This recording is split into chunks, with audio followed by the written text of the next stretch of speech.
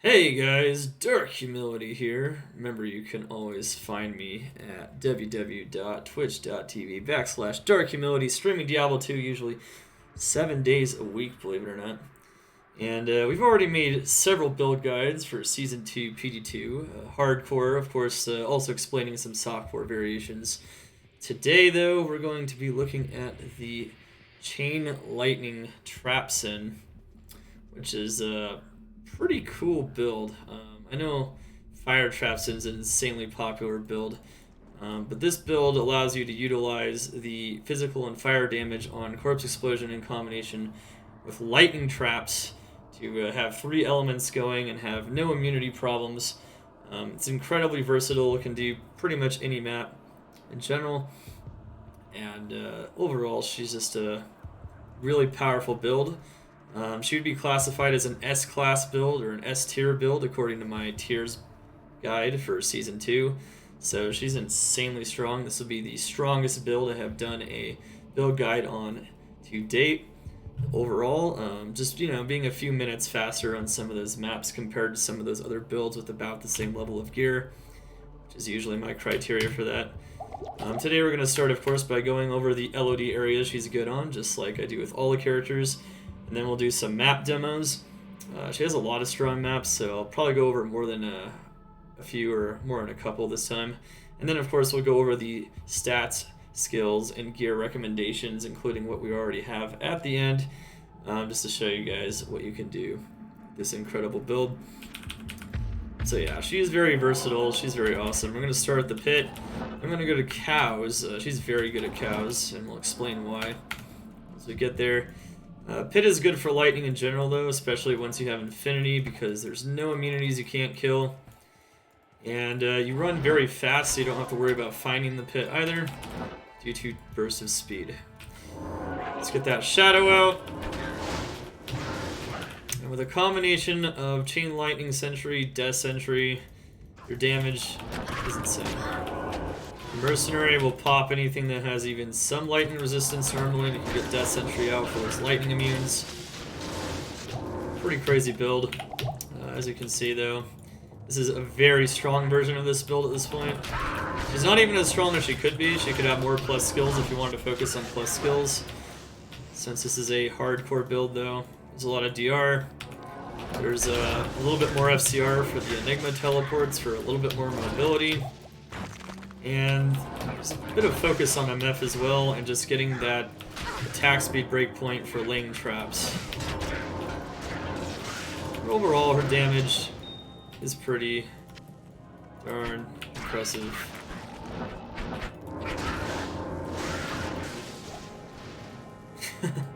Sounds good, Shuri. What's up, Stormson? How you doing? Trying to make a fart sin, Stormson? Just kidding. Trying to. Made it to your first YouTube video? Yes, this will be posted on YouTube. We're going to show you guys all of the power and the strength of this character here. She is awesome. And do some pretty thorough demos just to show you guys how efficient it is to farm with any Trapsin, but this character, she just has so many options. She never really gets stuck on anything, monster-wise. She has a lot of very good options, too.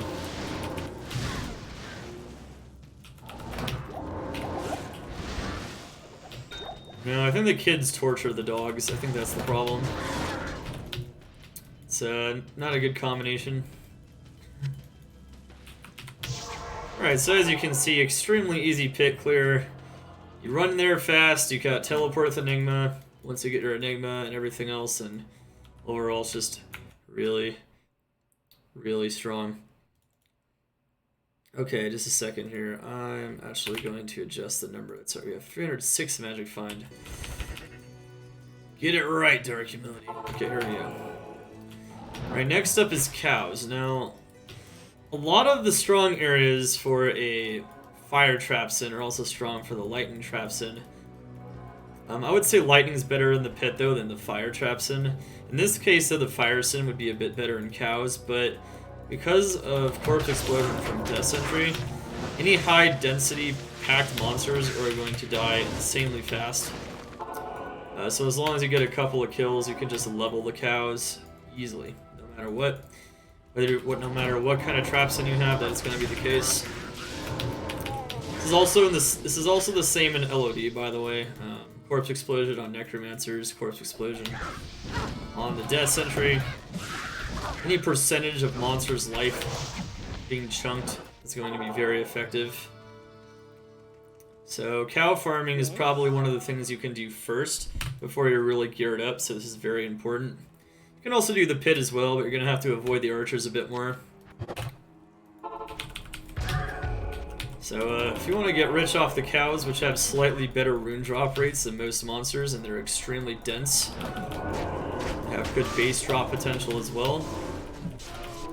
You can see here that with Corpse Explosion, they collapse. All I gotta do is get some cows down and we're good to go.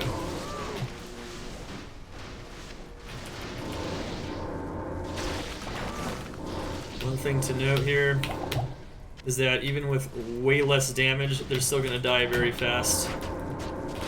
With a combination of Chain Lightning Sentry, a decent Mercenary, and Death Sentry.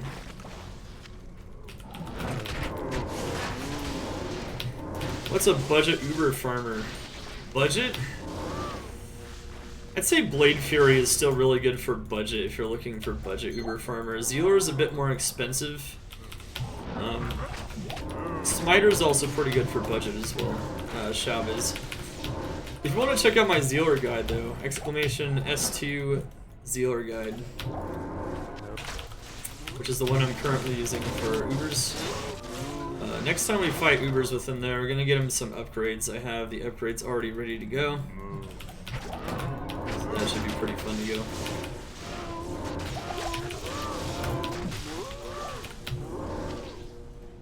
Alright.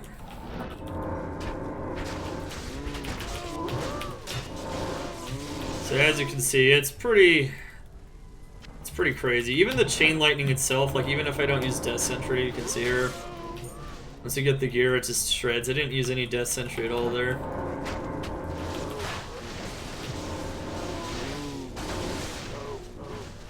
So yeah, it's not a bad idea. One of the advantages of Lightning is with Infinity you can break almost any immunity, and once again, of course, it does diversify your damage a bit more from Wake of Fire approach, which is just fire and physical damage, whereas this is lightning, fire, and physical damage. I can even kill lightning and physical dual immunes. It can be a little bit more difficult, but I can definitely kill them, so as long as I can get enough bodies on the ground. And of course, fire physical dual immunes are no big deal because I have the lightning traps, which are the primary source of the initial damage.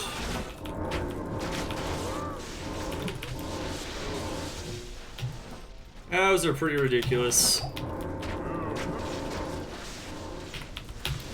Okay, that's a nice map.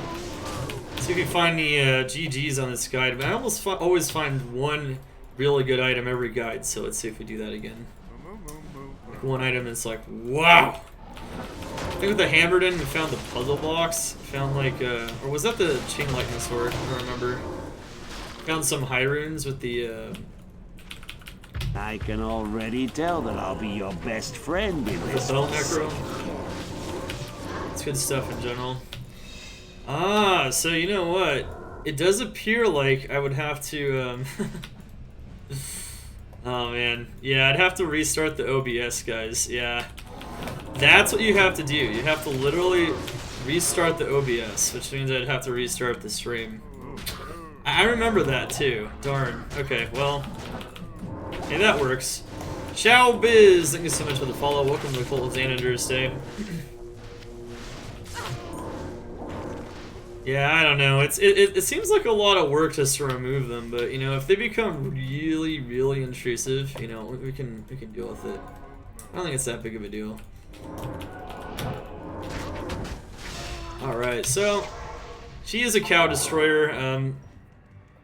That 5 to 10% of corpse life with Death Sentry which is the vast majority of the damage, which is why it's almost irrelevant how much like the physical damage and the fire damage is that it shows below. It's really just about that percent of corpse life. Weapons, some gold, Pretty nutty. a small gem is all I want in exchange for the equipment you'll need on whatever quest you might undertake. No, don't be shy. No, artistic. However, there's a lot of gear on her that is self-found. I can go over that when I go over the gear, but that's gonna be a bit, so... Hold on to your bootstraps, my man. 20 life small churn, not bad. So thank you so much for the 100 small gems. Post Lamosa, let's go. Thank you so much for the support, man. Silent! Yes, I know. Alright, so... most of the other guides I've made have some area they're pretty solid in Act 2. I wouldn't really bother with Act 2 here, though. You don't have fast teleport like a sorceress, so Ancient Tunnels isn't amazing. You can't find Maggot Lair very easily there either, and of course, because you don't have teleport, you're not going to be running Arcane with the Ghosts and Chests like with the Chain Lightning Sorceress. She doesn't have as much mobility as the Chain Lightning Sorceress, which is the main advantage of the Chain Lightning Sorceress as opposed to the Chain Lightning Trapper. We'll talk about that at the end, but yeah, you can't really do stuff like that. However, another area that isn't very good on her is Travancore, because Travancore has so many lightning immunes. It's pretty decent though. I mean, you can still blow them up with Corpse Explosion and whatnot, but it's not going to be good unless you have a ton of gear. We are pretty well geared, so we'd probably be decent in there, but I'm not going to show it off because it's not very good on this character in general. However, one thing that's always going to be good, of course, is LK Clickables, especially if you get that burst of speed up. If you get burst of speed and you get an Act 1 Mercenary with Vigor Aura from the Fire Arrows choice, you can definitely run these Clickables very, very fast. That's not what I'm using at the moment, but if you do use an Act 1 Mercenary with Vigor, it is extremely effective, and Clickables with players 5 drops in this mod are insane. I have some videos that demo that from that Burr Rune and Puzzle Box among many Sur Runes I found last season. It's just crazy. So you can always, because you have burst of speed though, you can be insanely fast at Vigor. So you almost don't even need teleport at all. So this is a pretty good thing to do on a Sin in general. Not a bad idea. Of course I don't have my Vigor, so I could be a lot faster, but yeah. In general, you get the idea, though. Not too much else to do there. Let's head over to Chaos. So Chaos is very good for lightning characters, especially once you get Infinity, because you can break all the lightning immunes, and you can get all their lightning res down to 0 with some facets and an item like Griffins as well. So it's no problem.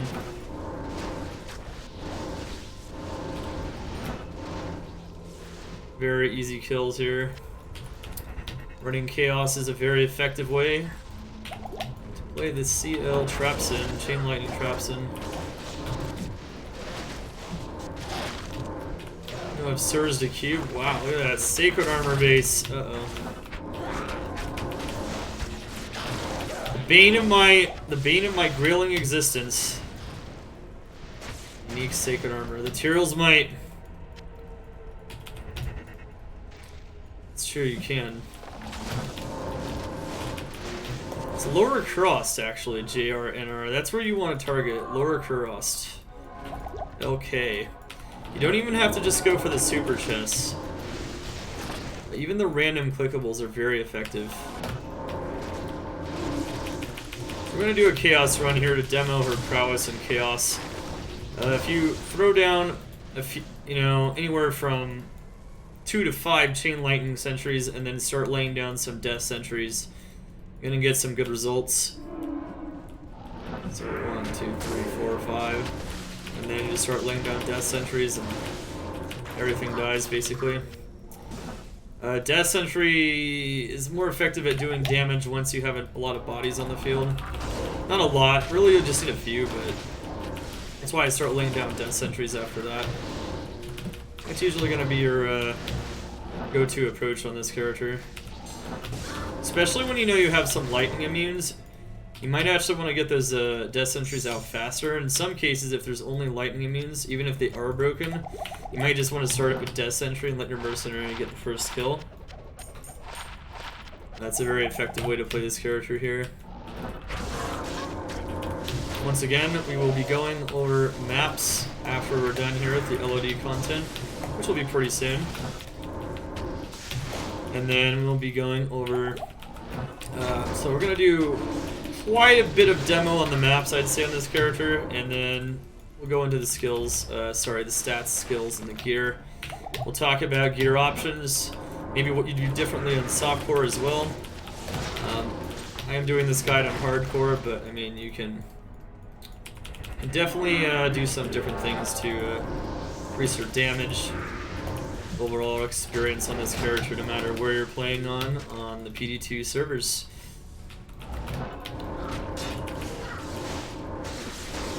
So many good options on Project Diablo 2, so it's not too much of a problem there. Soul runes in normal, yes. In normal cows. Yes. Normal cows is probably your best bet, man. You can farm them before that, but I think that's going to be your most consistent way. Normally you're going to want to look for Nightmare Countess if you're looking for soul runes, though. So yeah, as you can see, I can even throw out... Wow, that's it's not a crazy, like, GG item, but that is a crazy item to find in Hell. That is a Hand of Brock, which is a leather gloves in Hell mode.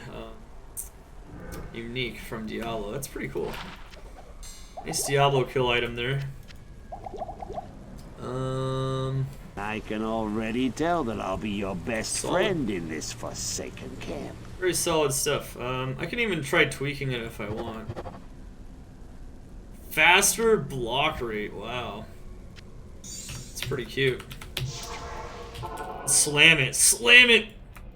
Slam it for the jam it. Man, this Sin just chews through mobs. Yeah, it's... Chain Lightning Sentry is pretty insane. Like I said, this is my first S-tier build I'm doing a video on. All my other videos have been A-tier builds. I'm only going to focus on A and S-tier builds in general, but this is like... for Season 2, but this is just such a crazy build. Like, you really can't go wrong in the trap skill tree in general, which is something I mentioned in my tiers video, so... If you stick in there, it's pretty easy to do. You can even get some more defensive skills, which I don't currently have spec'd, like Cloak of Shadows. If you're newer to the game, you can stay way back as you just, like if you want to play really safe, you can just sit way back here and just kill things. You don't have to really worry about dying too much. So if you're new to hardcore, I would actually recommend this build as a really good build to people that are newer to hardcore, or at least Wake Up Fire Sin. Which I think is even easier to start with when you don't have Infinity. So in general, I recommend Trapsins as like one of my top 3 newbie recommendations for hardcore. My other top 2 are Summon Necro and Summon Druid, so Summoners are really friendly for that, you know, you get a lot of protection. But I would say this build's really nice because not only do you get a lot of DPS, it's not quite as safe as a Summoner, but you can stand all the way back and still do a ton of damage, so... It's pretty new player friendly. You can also use Cloak of Shadows, like I said, to blind enemies, which makes it even safer. And you also do get at least one summon, aka a Shadow, so it's definitely up there. It's definitely up there. That's right, world is a bright place. That's right, man. Andy HGK, thanks so much for the follow. Welcome to the Cult of Xanadur's Day. So yeah, if you guys want to see the damage on Shockweb too, like, once you get some pretty good gear, Shockweb's gonna be really strong. So sometimes if you find yourself just laying down the traps and not being able to do much more damage after that, start using Shockweb, especially against like physical and fire immunes when you can't lay down Death Sentry. So these are lightning immunes here that you can't even break with Infinity, but that's okay, because the Chain Lightning Sentry will make bodies of the fire immunes, Then I can just use Death Sentry and then they'll all die.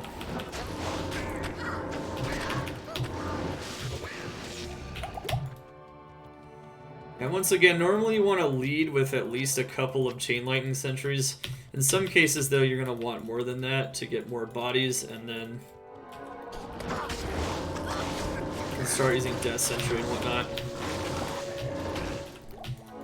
With really low HP monsters, you can maybe just ignore Death Sentry as long as the monsters aren't lightning immune.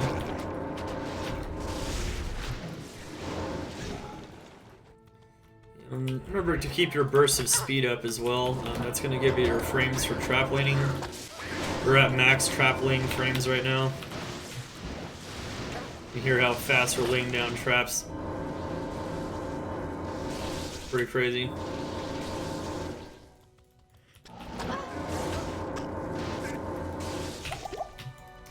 So yeah, it's... Honestly, with this level of gear in Players 1, you just eviscerate LOD content. It's not really too challenging. I am showing off for best areas, though, so if you want to farm some awesome LOD content, this is good stuff. Even before Infinity, all these areas I've shown today are anywhere from decent to very effective, so with a Chain Lightning Trapsin. You might need some more help, though, from, you know, your mercenary to get the corpse explosion chains going, but in general, these are effective areas, easy to access without crazy teleport power and everything else.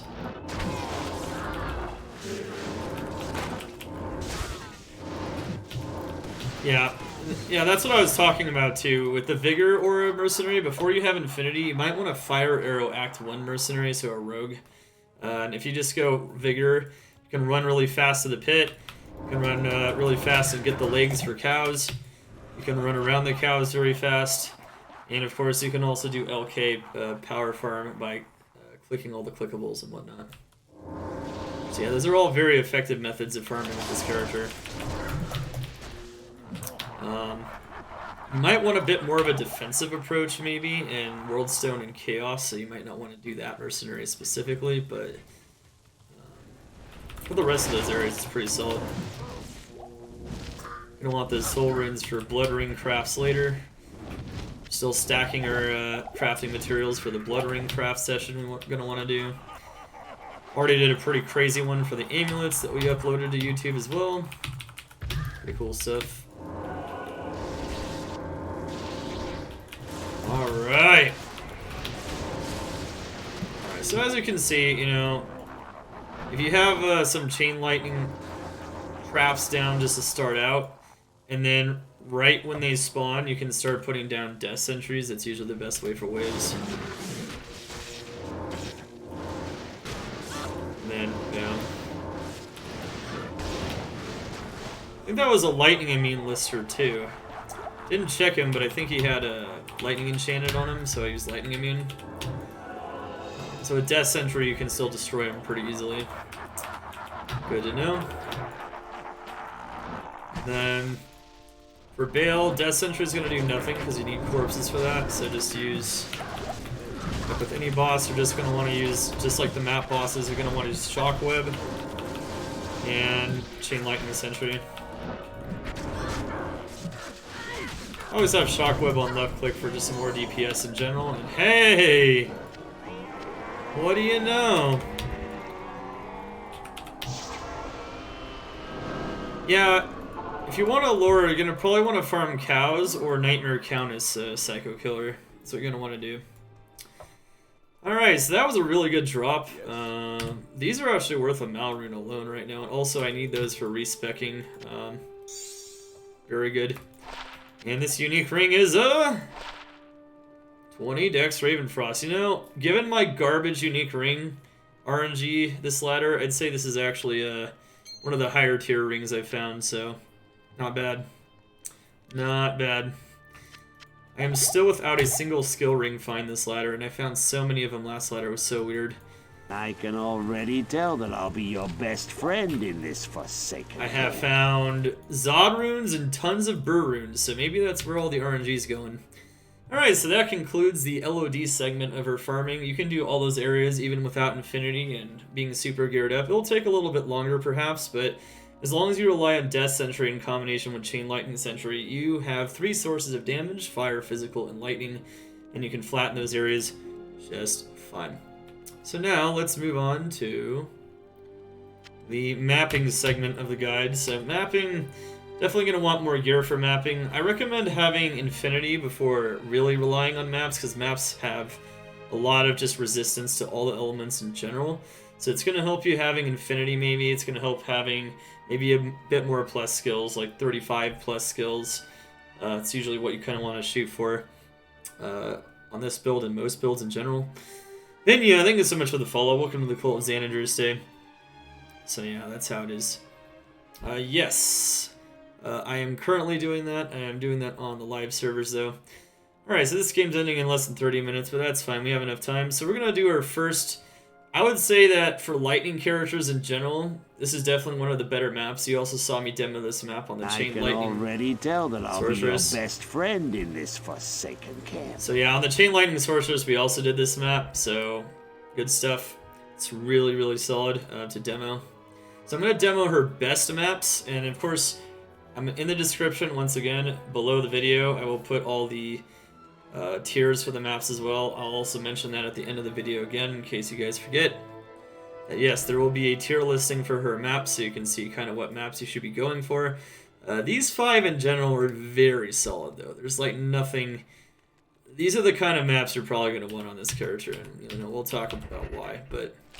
With this map, there's only one lightning immune you can't break with Infinity, and it's the Shamans. They're not very dense, so the Shamans are spread out here and there, and you can kill them with Death Sentry, so...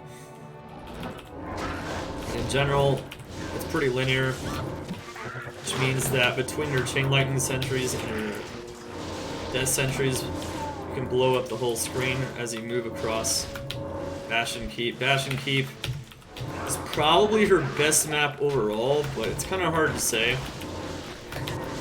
You can also argue that Phlegethon might be her best map because the mob types in there are pretty favorable as well. I'll try to make a general tier listing, but it's pretty close. Bastion Keep's just an amazing map for her, though. As you can see, no damage problems at all. Quick movements. Just use the Enigma to get your Mercenary's Conviction Aura over the monsters as fast as possible. Or you can also use Dragon Flight alternatively for mobility, which we can talk about in the skills section. Roman Rebel, thanks so much for the follow. Welcome to the Cult of Xanadr's Day. So in general, I'm just placing down Chain Lightning Sentry right now.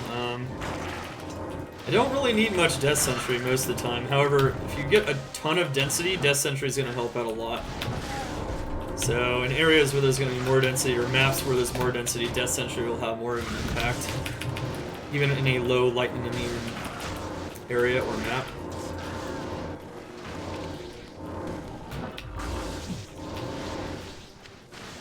Yeah, for sure.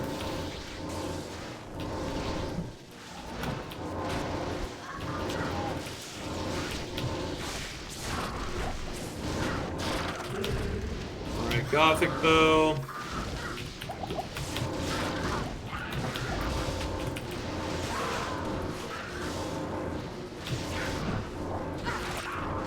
So yeah, as you can see, Shadow, just keep her up if you see her HP get low. There's open wounds, it's pretty tough to keep your Mercenary and your Shadow alive, so watch their health, but it's not in this map. This is a pretty solid map overall. Basic 150-ish density. Solid rare map. With Death Sentry, you should never be afraid to get as much density as possible on the map, ever. Like, the more density, the better on this character, always. Chain Lightning Sorc, you can maybe not even prioritize density as much, because Chain Lightning only hits a limited number of enemies. You can only cast it once. And,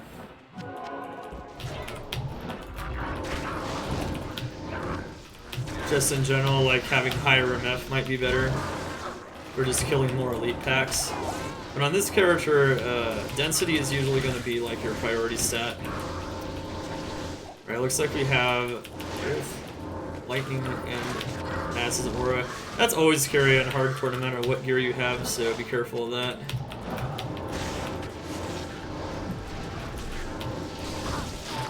Star Wars games. Oh yeah? It's true. Definitely sounds like a... She definitely has some Star Wars soundy effects, doesn't she? Yeah, the Trap Assassin. What's up, Nimrats? How you doing? We're making a guide video for the character and we're mapping at the same time. How you doing, sir? It's gonna be the last day of this character for a little bit, and then we're gonna play an even more updated Bone Necro tomorrow.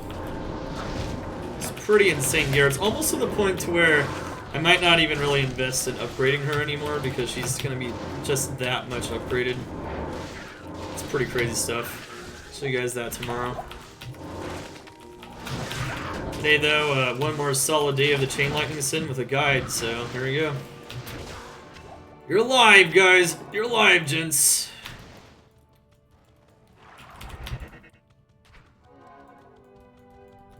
Well, you know what's funny is, I've actually gotten some upgrades for him, so hopefully it should be even better next time. Remember how I talked about, like, Exile and Shaft Stop as probably being the best gear configuration? We're gonna do it. I'm pretty sure that's how it is, so we'll see. Pretty sure that gear configuration is decent. It's also got pretty good gear, but I don't know if it's the best configuration. I just didn't have that gear available when I made the videos, so I did talk about it though, so that's all that matters. Guys at least understand, you know. What's up, Nimrods? Glad to hear, man. So yeah, well, not reviving my Shadow. Shadow's good because in here, these Hell Temptresses destroy the Mercenary. So having something else for them to focus on that's not just your Mercenary, who's usually out in front, is really good. I do recommend having the Shadow Master at least 1 point into it. Usually 1 point with plus skills is going to be pretty good. Even if it dies here and there, you can just revive it. It's not a big deal. She survives pretty well because the Shadow Master has all res as well, so even when there's a lot of elemental damage, she seems to survive pretty well just in general. There's some really extreme situations that will kill her, of course, but it's not a big deal. She buys you some time to get health for your Mercenary or to teleport backwards. Or just to shield your Mercenary in general.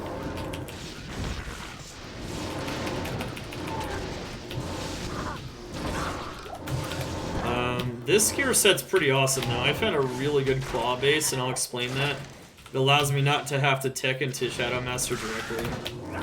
So I'm just using an item granted skill, Shadow Master. Which is pretty nice because it saves me points for the trap tree.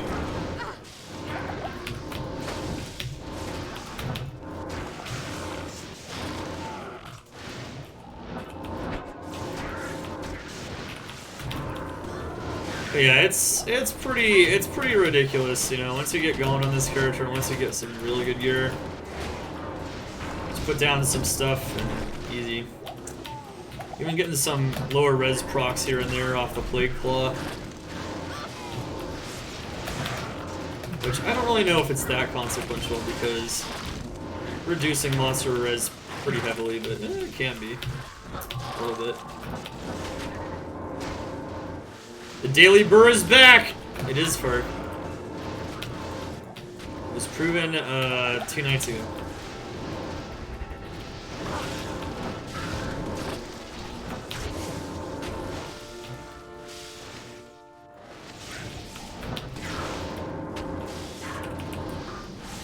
So I don't have Cloak of Shadows, but some of those situations you might want to use Cloak of Shadows on. Especially when you get tons of ranged monsters, and especially if your survivability isn't super high. My survivability is insanely high at this point though, so I actually save points and put them into the trap tree instead. But just keep in mind you can do that, and that's definitely a very effective way to play, especially in this map.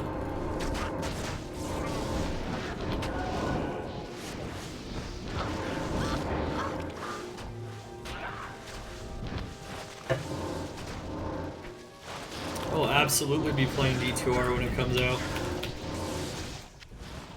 Absolutely.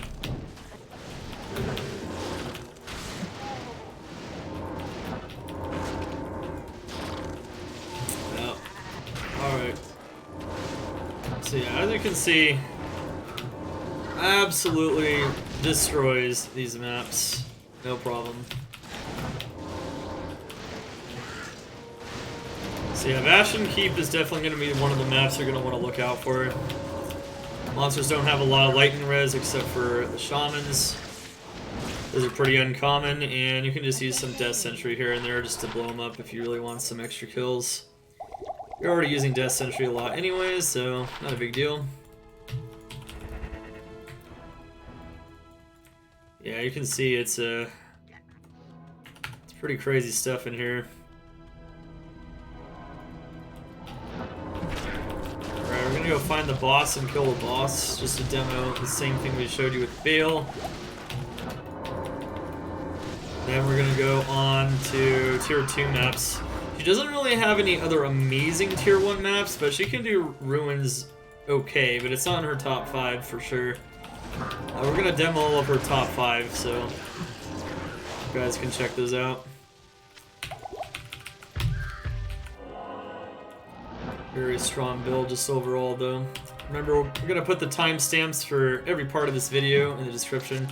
And also we're also going to put the rankings for her maps as well, so you know in general what maps to go for, what maps are okay, and what maps to avoid. As they will slow you down significantly.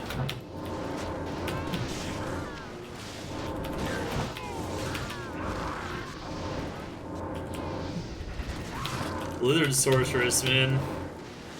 Classic D2R, man. Classic Diablo 2. You start with a Blizzard Sorceress, and that's your get-rich-quick scheme, and that's how you finance the rest of your characters. Kill those bosses. Ah, see, that's a pretty cool item to find in a video. There you go. Skin of the Viper Magi. 30! Aw, 21. Well... still could be pretty nice to slam, potentially. Getting those +2 Viper Magi's is amazing, so you never know. I have Post Lamosa, it's pretty sick.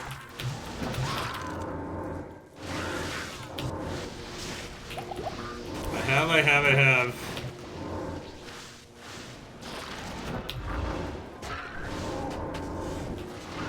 Let's go, guys. How we doing, guys?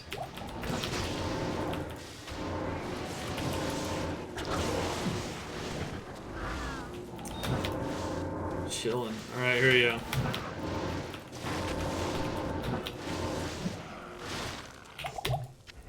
Alright, so...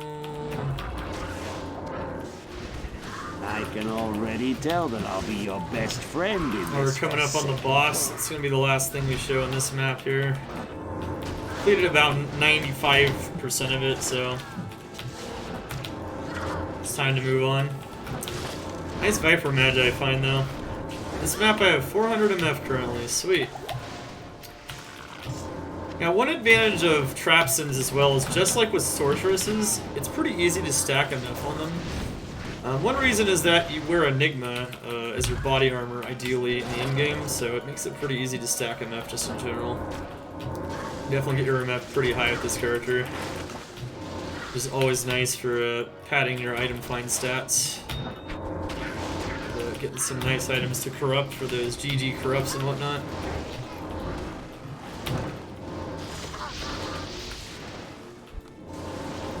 Alright. There he goes, he jousted on me.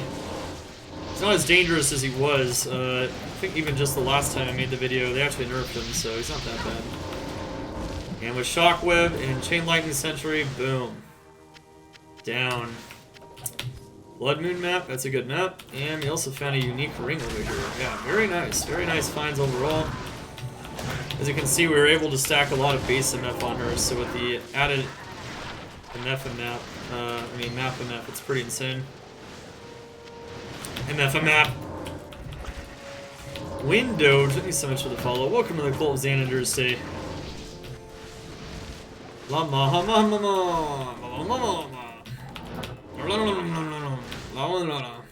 Okay, here we go. Kamehameha? Guess so. Okay. Alright, so now we're gonna make a new map. We're gonna go demo a different map now. Shockweb plus Chain Lightning Sentry is good stuff in general. How may I be of help? Alright, oh wow, that's annoying. Okay, so... yeah, I think I need a couple more jewels still.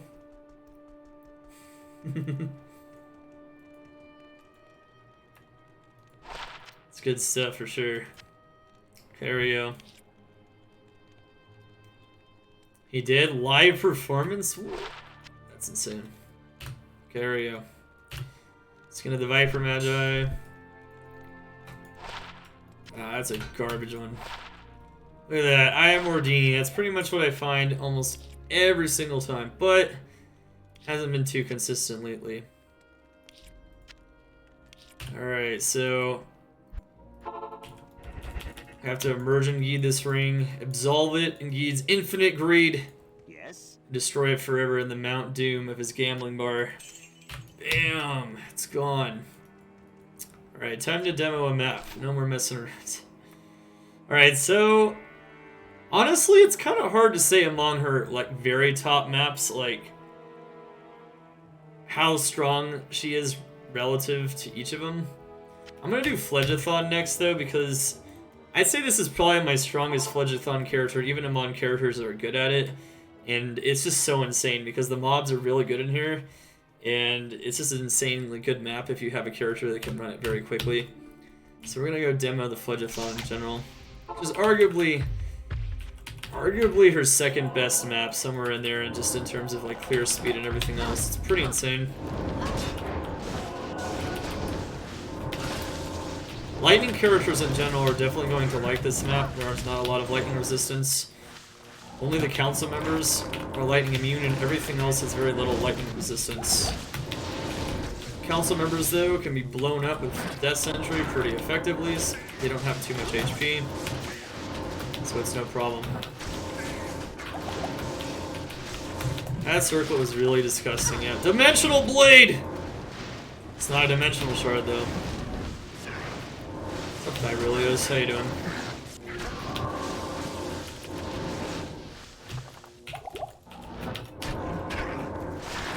Oh, never mind. We're not tossing that one. Shadow Discipline Skiller. Make a Mind Blast in with that.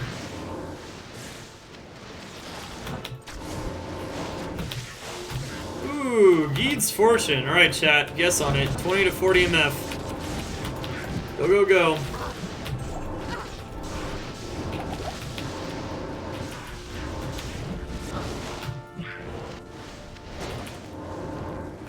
I love that map. Yeah, it's really good. This map is amazing. It has council members which are really good at dropping high runes and other things. Other amazing items in general. Right, wow. Mirage got it with a guess of 38 dead on. That's a really good one, actually. Really solid Geed's Fortune. Now, we're going to give it away for free, though, because it's usually too tedious for me to put those in other characters. So if whoever comes to game Toad4, password 444, S2 Zealer Guide, I think. Not Zealot, Zealer Guide. There's also S2HC Zealer, if you want to see your gear. Alright, here you go. Ah, wow, it's everybody, man. Enter the portal. The portal is safe.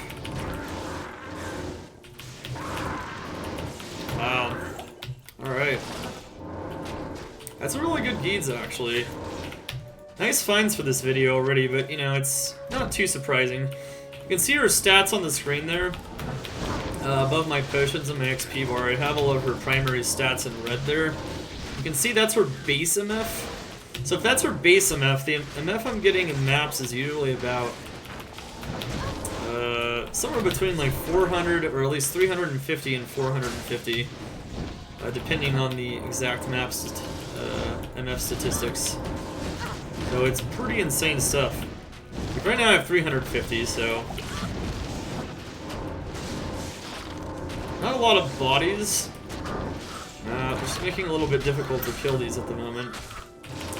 That's the only thing that can be a little bit annoying. Ah, Bartex too? +1. That's okay, I can throw that on the free list possibly.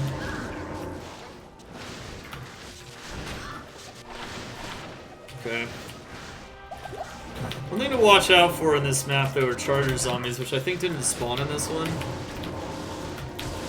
And just in general, like really tough auras with the Hellcats with the throwing spears. Definitely can deal tons of damage very quickly. The shamans in here are not lightning immune, but they're heavily lightning resistant.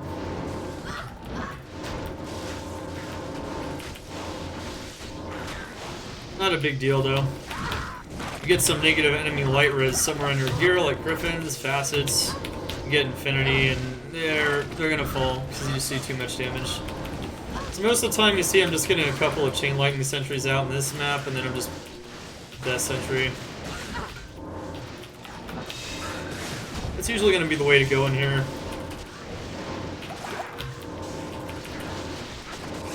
There's so much density usually in here. There's also a lot of lightning immunes like the council members and whatnot.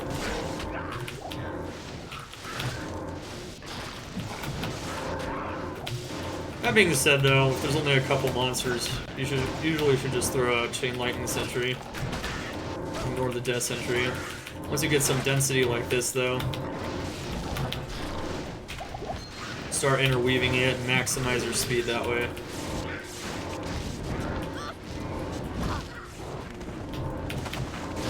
Sweet! Look at that. Look at those explosions. Yeah, it's pretty disgusting how fast she can clear large amounts of density. Like, it's pretty disgusting. This is what an S tier build looks like, though. So there are a lot of builds. There are definitely a decent number that are capable of this kind of speed, depending on the map. And yeah, she's pretty nutty. I did! Exclamation leaderboard poodle spreadsheet. It was a 3-day competition. I was ahead by about 230 points by the time it ended. Good stuff. It was good. It was hard fought. It was really close in terms of number of items found as well.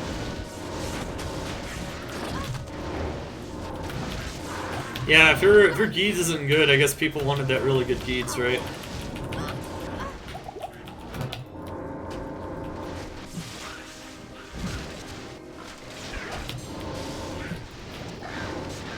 But yeah, I mean, pretty solid stuff here with this Phlegethon map.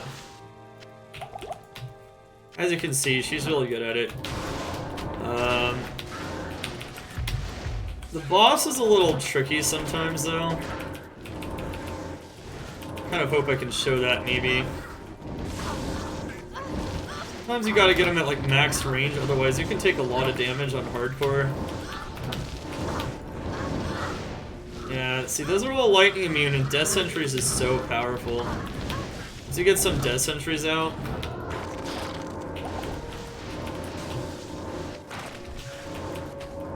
it's not really a problem.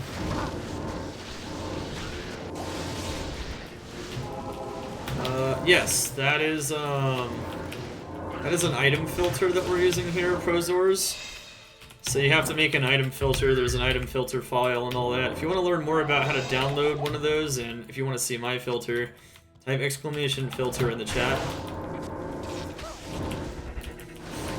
Yeah, so what it is it's an item filter, and I even make a video for how to install one properly in case you don't really understand what's going on with it. There's a link to the video and the filter there. It's a pretty basic guide, but yeah. I don't really go over how to edit item filters, but if you use a really good one like this one, you don't really have to worry too much. There's a lot of other good ones out there, though, that are also in the launcher, and you can select them. I'll talk about that in the video.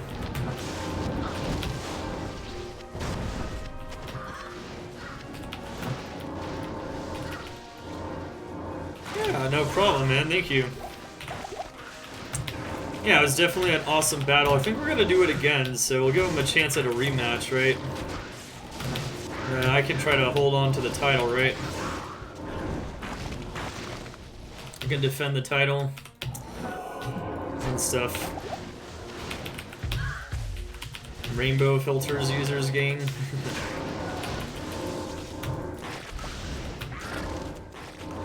Alright, let me see if I can go find the boss, and then I think we're gonna go move on to the next map. So I'm gonna go make my way to the boss now.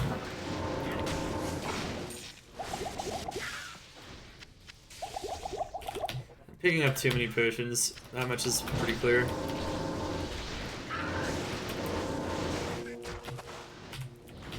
Pick up large charms, but I think I'm probably done with large charms this season. I found a really insane one though recently though. Pretty good stuff in general. Because you have a torch and you can put your Annie anywhere, technically you can always put one large charm somewhere on your build. So if you find a really good one, it's not a bad idea. Let's see, here we go. Even with skill GCs and whatnot.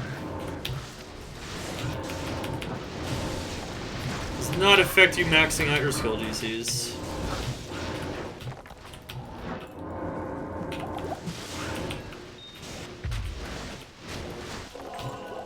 Okay, Ruby.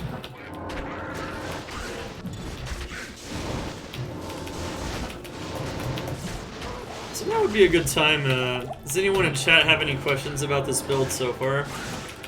From all the mechanics and other things I've gone over?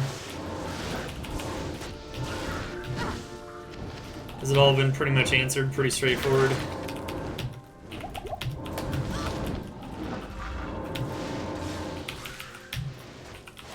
Of course, we're going to go over the stats and the skills and the gear at the end just to help people understand what's possible here. And all the different options. There are definitely still gear improvements I could get on her, but some of it's preference as well, so I'll kind of go over that.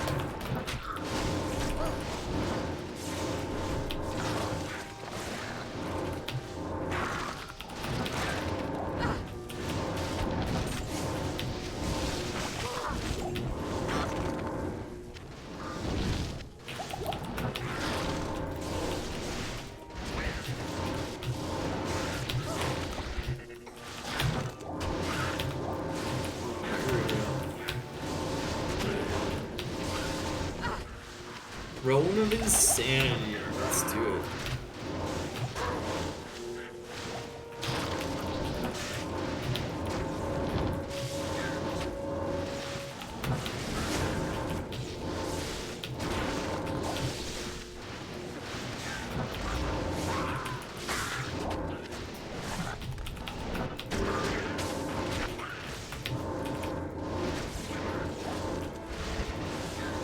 How well you can tank? Yeah, it's all about that DR and max block. I mean, we'll go over it in the end. I mean, when it comes to hardcore, there's usually just like a couple items that make all the difference and a couple of stat build approaches.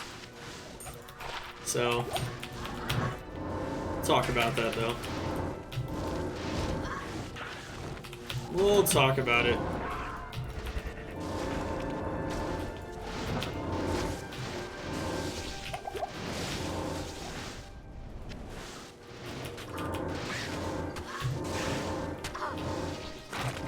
Yeah, so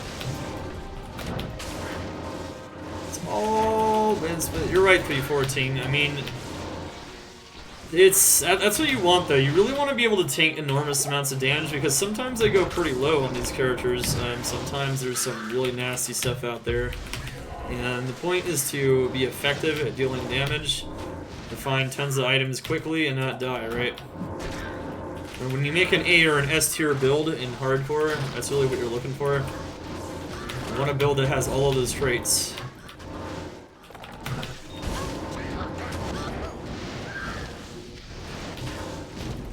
And once you have a build that has those traits, you can have fun as well. And you can also have fun finding items at the same time.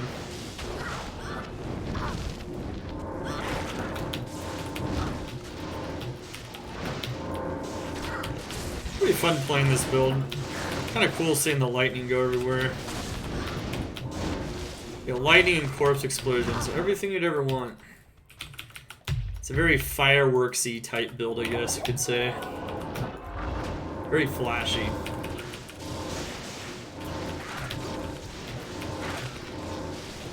Very flashy, very flashy.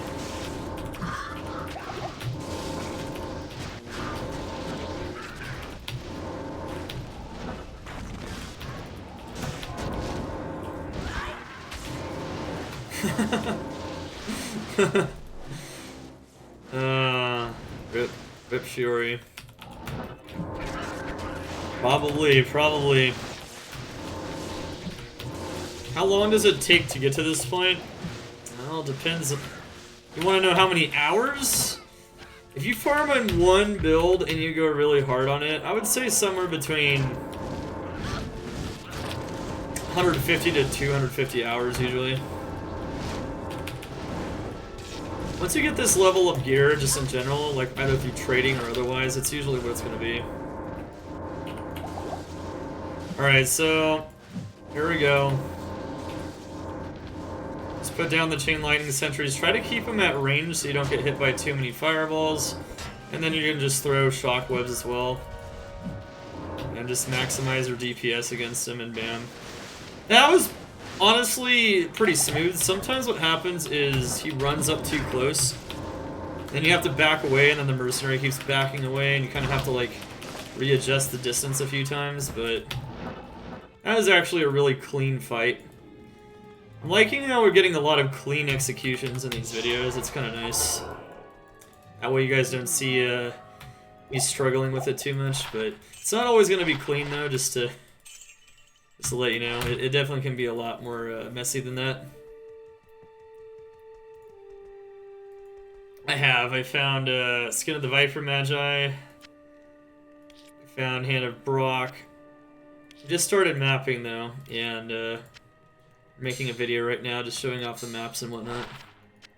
Showing off our capabilities. Oh yeah, we also found Shadow Skiller. There's a number of things we found. Yeah. Oops. Throw rune. Okay, so that's pretty much it for those map demos there. Now let's go over her other insanely strong tier 2, and then she has 2 tier 3s that are really, really solid on this character, and we'll show those in a second. Not quite there though yet. Oh, hello. Wow, we're finding some stuff in this video for sure. Look at this. 7 faster run walk, elemental skill, GC. Not bad. It's not bad to have this as well because I think it affects the gust teleport speed as well, so that's really nice. Sweet. So yeah, as you can see, definitely finding some stuff. Let's go over the third map we're going to want to demo today though. Blood Moon. Now, Blood Moon is literally just the secret cow level, which we talked about in LOD being strong because of high density and cows having good loot tables for things like runes and puzzle boxes, charms, jewels, and whatnot, right? So, sorry, I'm hovering over the wrong one. We're going to do a pretty, like, basic one, though. Not even 100 density, though, with some monster rarity, just to kind of show you guys what it looks like and how you just blow up tons of cows. Obviously, though, you can have a lot better of a map than this.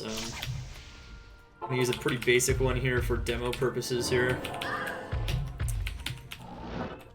Yeah, since I have it granted to me by my claw, I can't like swap, and I keep forgetting to do that. Alright, anyway. Yeah, Shadow Master. Alright. So yeah, once you get a few cows down, like it's just easy. And honestly, it's just a secret cow level, but with way better drop tables. Area level 88 instead of 81 in the secret cow level. So overall, it's just a way better cow level. And you can see that here. It's destruction in here for sure. Honestly, if it was just Chain Lightning Sentry, I would say you would rather use a Chain Lightning Sorceress in here. But because we have Death Sentry, it's a whole nother story.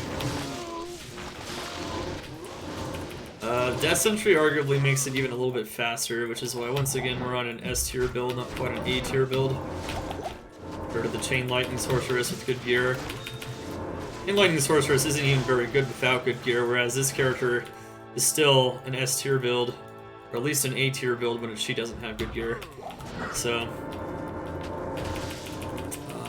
yeah, Chain Lightning Sorceress is only like C tier, B tier without good gear, but you can see here, just fine.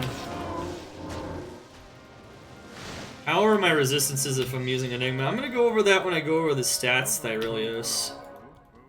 We were getting there. We have 2.5 more map demos still to do, so... And then we'll go over the stats. So talk about how you can customize them depending on what you have to do. Enigma in general, though, is way better on this character. You don't have to rely on Dragonflight to put yourself in danger, especially in Hardcore to reposition. You get faster run walk off Enigma as well. And of course you also get the MF, you get the Strength, which is huge for just making you tankier in Hardcore. You get DR off Enigma as well. You get that off of Chains of Honor as well, but we'll talk about these things though. Enigma is definitely best in slot, and I am wearing it, so we'll talk about why though. Not a lot of builds it is best in slot in. I would say Hammered in and any kind of Trapsin are probably the main builds I can think of off the top of my head that are best in slot on Project Diablo 2 for various builds.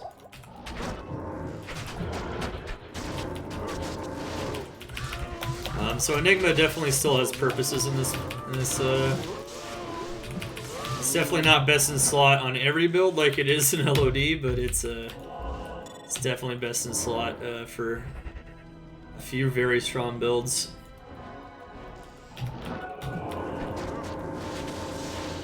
Even softcore hammered in? Yeah, because you want to reposition as often as possible with your hammers. I talk about that in my hammered in guide though. Exclamation S2 H10 guide if you want to watch the whole thing. Remember, I have timestamps in all of my videos so you can watch whatever you want to learn about the most on the character. You can just skip along to the video. These are pretty comprehensive guides I like to make, so they're pretty long videos. So we have timestamps though. That way, you know, some people are like, what do I do on this character? Other people are like, you know, how do I stat the character? Other people are like, how do I gear the character?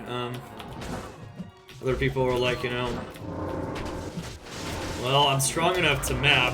What maps should I be focusing on? Those are all things you can learn. Just in case you don't want to, you know, too long didn't read, you know. It's like, there's like 20 mini videos in all of my videos, so you can just... whichever ones you kind of want to pay attention to, I guess. I'm a timestamp.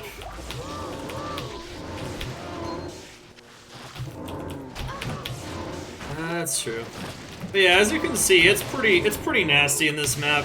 Anything that has corpse explosion with this much density is gonna be so crazy. Once you get a couple of cows down with a couple of lightning sentries and your mercenary, you can just go to town with the death sentry. It's pretty disgusting. I would still throw out a couple of chain lightning sentries though to really get your bodies going. It helps out a little bit. as crazy as this is, Wake of Fire Sin's even crazier because it hits more of the monsters at a time. So as you can see, my Infinity Mercenary died. I wasn't paying attention to him. Exclamation, rip Merc, chat. Rip Merc! But you can still see, even without Infinity, I'm doing a lot of damage, so... you don't need Infinity for your Chain Lightning Send in a lot of cases in some maps. I would say for the most part you're going to want it though, especially for the tier 3s, but...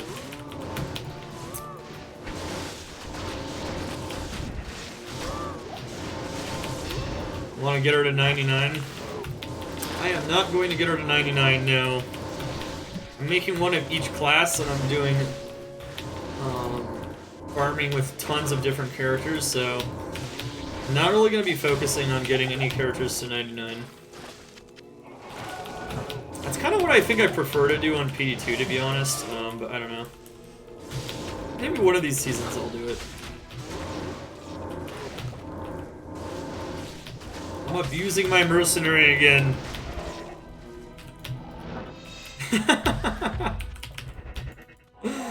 Oh wow, Mirage with the joke. Dying to cows, truly an ass hob. A sob, wow. Where do you come up with these things? It seems like you always come up with these things. I don't know how you do it, man. Your brain is like programmed for it. I mean, I guess you're not playing the game like me, so all you gotta do is just sit there and be like, huh. See the mercenary and you're like, oh yeah, Assad. Moo! I swear, dude. I really don't know, man.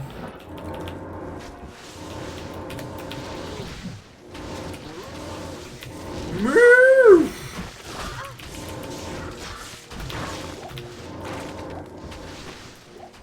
Obviously this map is just fun because of the cows, but yeah, I mean, I would say this is one of the best maps for a lot of builds, so I'm going to be demoing it a lot.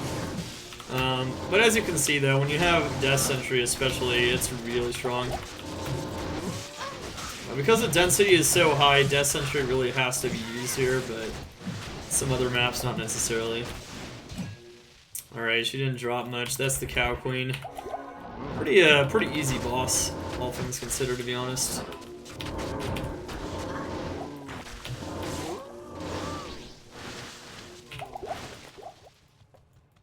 Yeah, pretty good stuff. Alright, I'm probably going to finish up this map real quick here and then get on to some other maps in a second.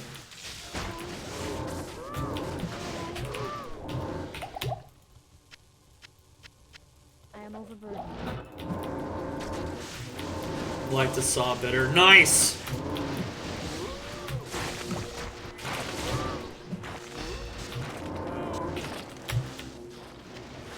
Brown, brown, brown. Woo! Okay.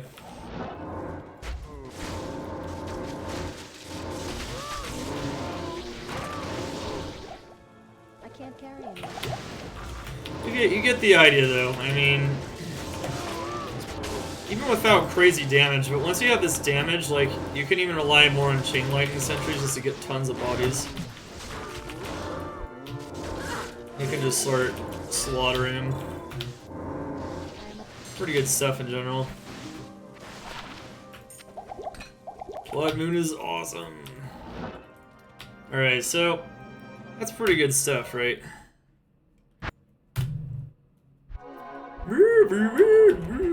Greetings.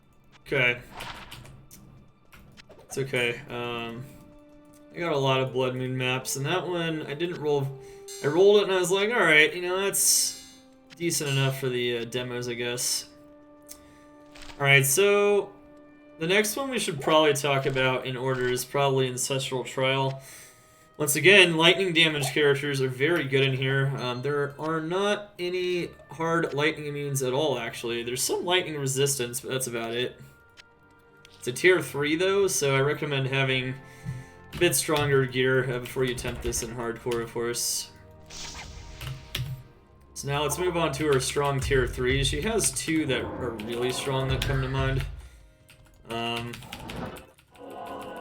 She can pretty much do any map, like actually just do it, but like there's ones that are definitely stronger than others. That's why we're gonna prioritize those. Yeah, so she's really strong in here. These are fire immune, so she's better in here than I would say a Wake of Fireson would be.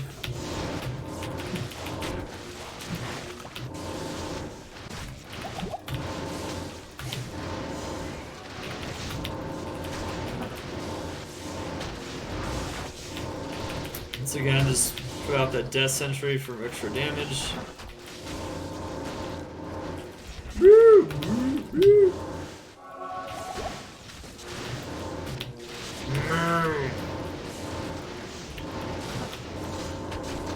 Right.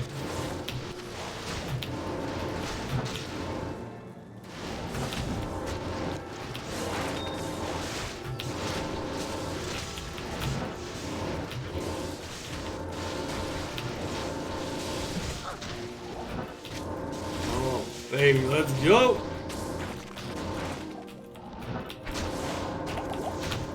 What's up, Clickables? How you doing?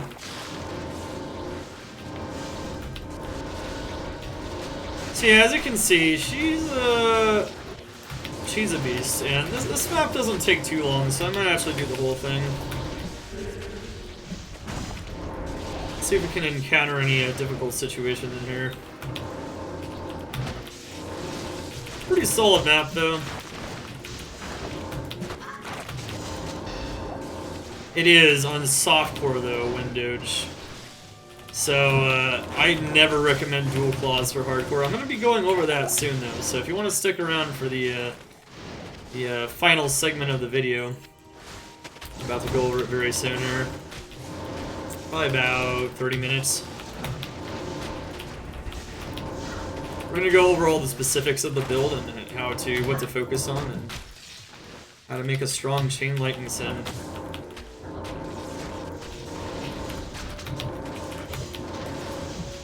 Believe it or not, I think, unless I decide to make a Fists of Thunder, I think? Yeah, Claws of Thunder, sorry.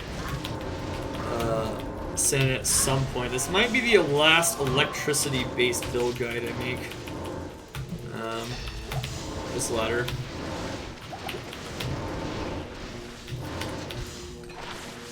Tear Haunch! Nice. Don't need it though.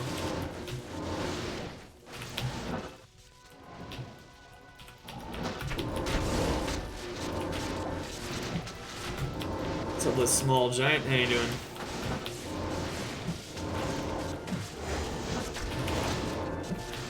So yeah, I mean the monsters have more health than tier 3s, but as you can see, not a big deal at all. Pretty much just melts everything. This map is pretty good for cold builds and for lightning builds in general because there's not a lot of lightning and cold immunes. There are a pretty decent number of fire, poison, and physical immunes though. Sometimes you get the physical immune stormcasters.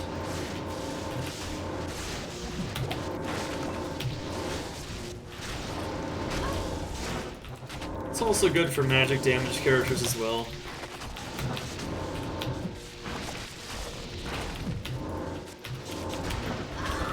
Remember to keep up your burst of speed. Got that trap firing rate.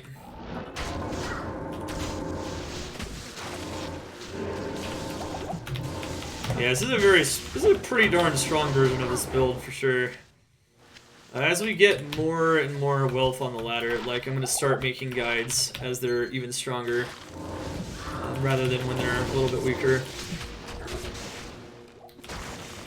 So you can see, you know, higher level stuff. And we'll update the ones that I started out weaker so you guys can see some difference in power there.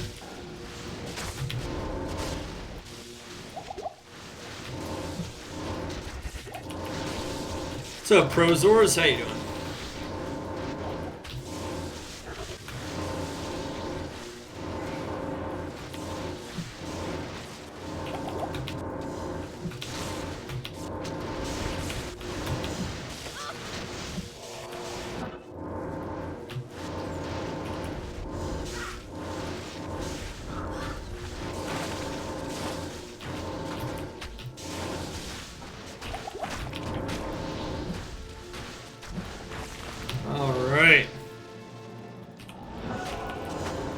So yeah, this map's fun. More densities, the better. Get them all in there. Okay. Pop all the evil urns. So yeah, this is an 89 area. Really good for XP usually, especially if you standard of heroes or you slam the map for additional stats.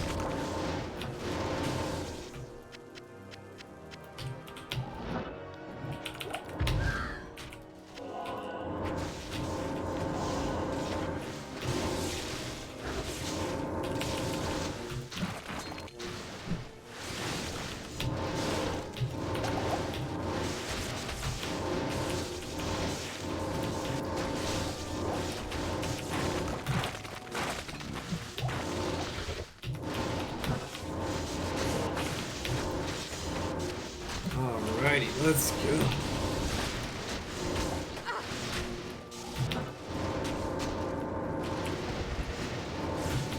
Need to make a lightning character. You found griffins. Yep. Best lightning characters are probably going to be Lightning Fury, Lightning Strike. Power Strike is also pretty good on a Javzon, and then of course you have Chain Lightning Sin, and of course Chain Lightning Sorceress.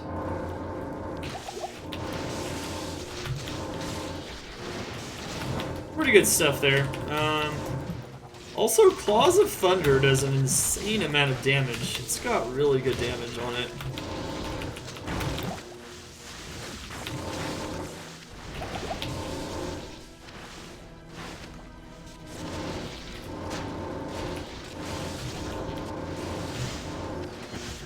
Alright.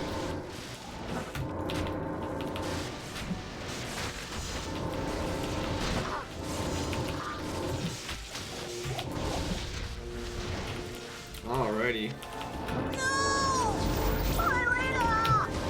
Hi, yes, He's alive! He's alive, guys. Dursax, 7 months as a member of Xan's Attack Squad, the Ghost of the Machine, the Hurricane Disciples. Chat, spam those Eyes of Xana in the chat for Dursax. Let's go. Get him. Get him, guys. Get him. Thank you so much, man, for 7 months. That's huge. How you doing, man? Glad to see you around. You are alive indeed. Playing our hardcore Chain Lightning Trapsin at the moment. We're making a video. This is a guide for her, so we've been going over areas to start. And we're almost to the end of the map guide, so we're definitely getting there at least.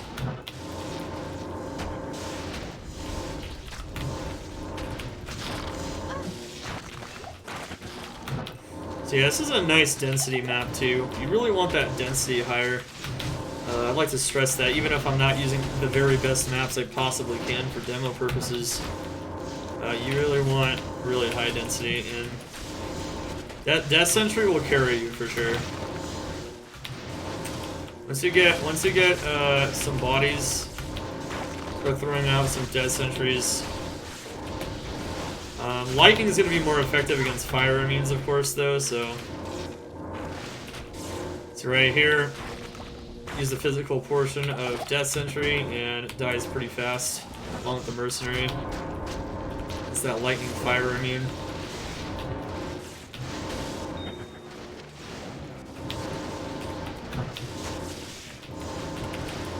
Yeah, she's very fast at doing this. Just constantly throw down traps. I'm gonna get my shadow out. Shadow disappeared.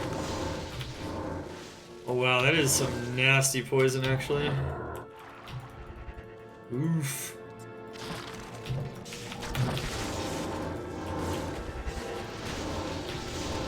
Yep, that's exactly right, man.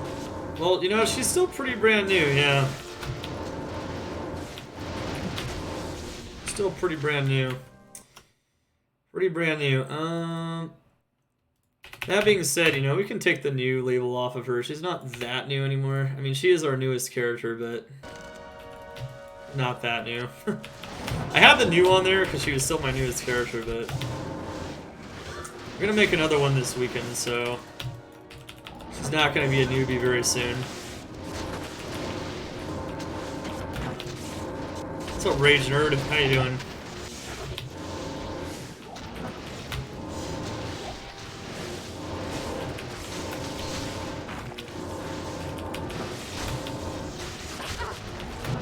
Pretty good.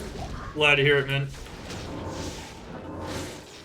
So now we're gonna kill a boss. The boss isn't too bad. Once again, as long as you range them with traps, it's not too bad. That's why this is one of the safer classes in general, because you can range a lot of things. It's also why the Bone Necro and Summon Necro and Summon Druid are safe, because you can just stand all the way back, attack them. This is exactly how we're gonna do this against Nath Kill the Numb. So, that's why I always recommend, you know, some kind of character that has summons. Doesn't have to be a summoner. Some kind of Trapsin for newer characters in Hardcore, because I would say that my most noob-friendly character builds out there right now are definitely the Bone Necro and this one. Just in terms of like overall builds. Yeah, look how much density there is though. Yeah. Very nice. Alright, so there you go. He does a lot of damage, and he does a lot of, he definitely puts out a lot of pain if you get too close to him. So it's best to just, like, range him like this. Shockwebs. Chain Lightning Sentry once again. You can use some Death Sentry on him, because there are some bodies around him. Alright, there you go.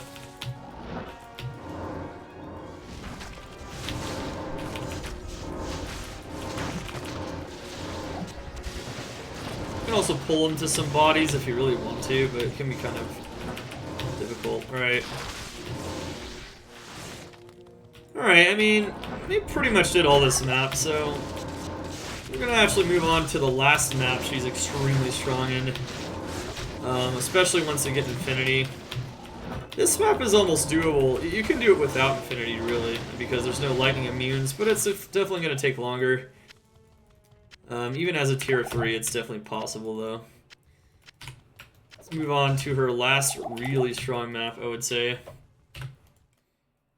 Which is River of Blood. Now, I think the last time I demoed it, did I demo it with the Lightning Sword? I don't know if I did. I think it was like one of her top 5, but not one of her very best ones.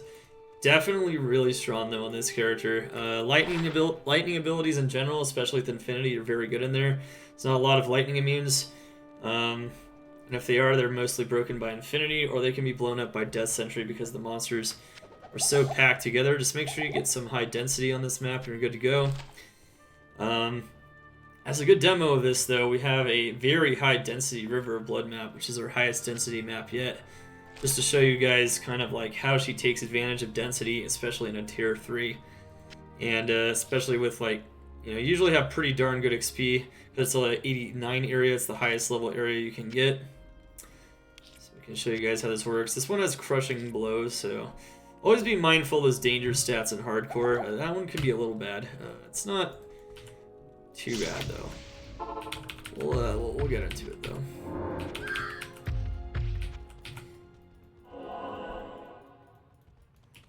Near-death experience. I haven't gotten too close recently. I think it's because my builds are becoming like really solid. But that being said, you know, at some point, you know,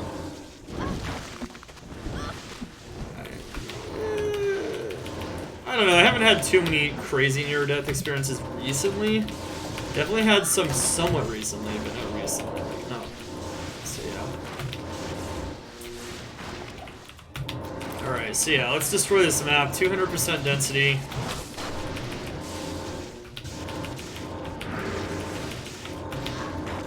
It's pretty insane stuff. Remember, if you feel you're not very confident in your survivability, you can definitely get some Cloak of Shadows, especially if you want some additional survivability. I skipped it for additional points in the Fire Blast. I'll explain that, though, pretty soon here. We're very close to going over the stats, the skills, and whatnot, so yeah. We'll go over that again.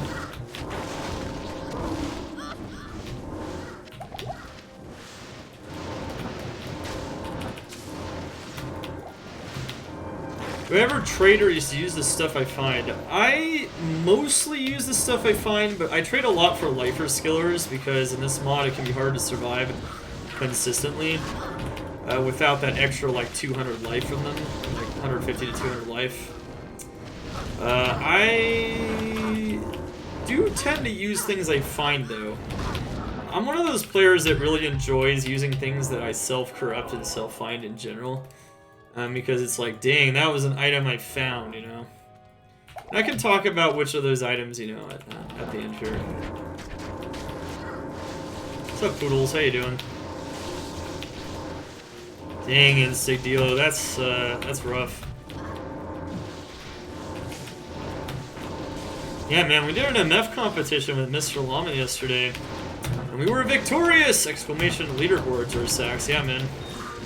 Glad to see you, though. Even if it's just once a month, man.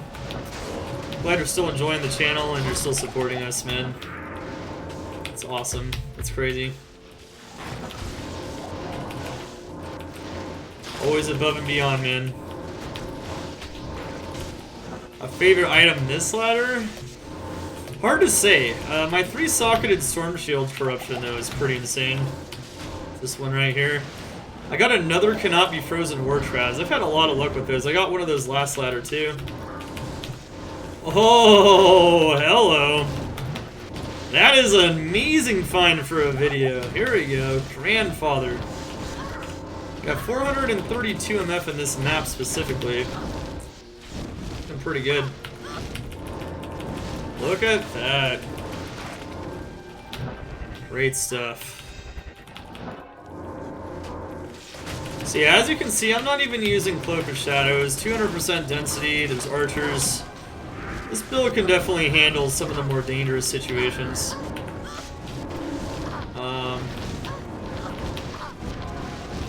Yeah, beware of the hiders, guys. Jeez. If you don't pay attention to the hiders for just a few seconds, you end up a little bit down there. Darn, just 3 to War Cries, but it's high ED though. It's not bad.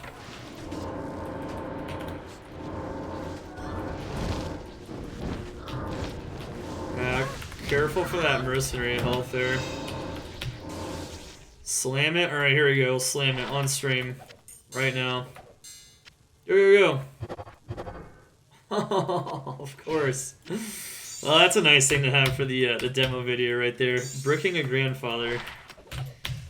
High quality content right there. Right, chat? Easy.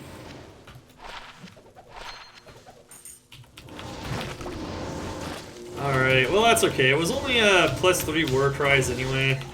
Not insanely high AD, it's not ethereal, so it's still an insanely rare find. It's really cool to find, but not the end of the world.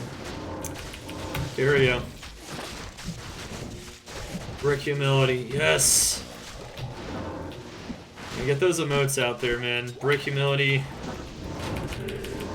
Worldstone Crack.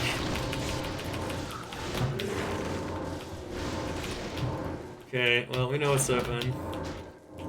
Solid brick, though. Solid brick. High quality. Acme Brick Pro. Let's go.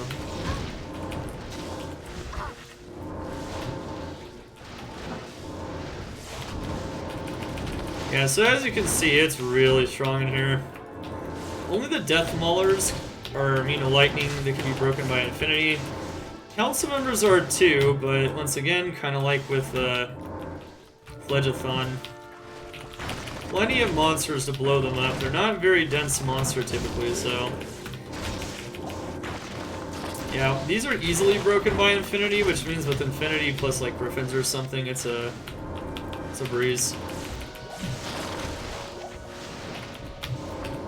Really good for lightning characters if you can break them. Really nice tier 3 in general. As you can see, we got 200 density, so that's pretty nice. You can definitely get it higher if you want.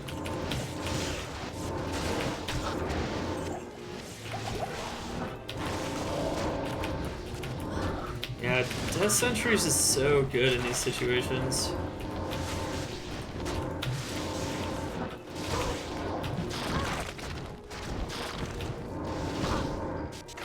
Nice. Okay, that's pretty good. +2, +2. Alright, let's check it out. Here we go. Maximum cold resist. Pretty sweet, actually.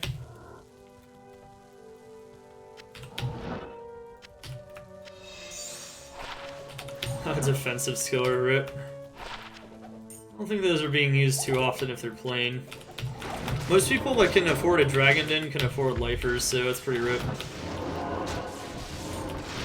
Even then, I don't even know if they're using those. Probably not a big deal anymore because of the nerf to resist fire and whatnot.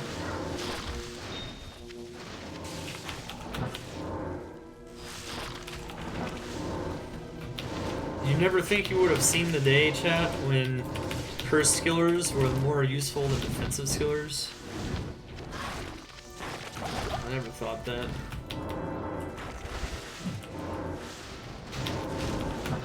I think Mana's giving out a Geeds.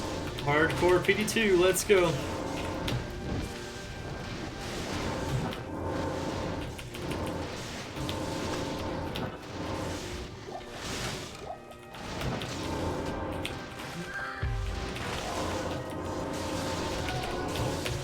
Oh yeah, it's definitely still OP, but it's not gonna be good to use like plain defensive skillers on though.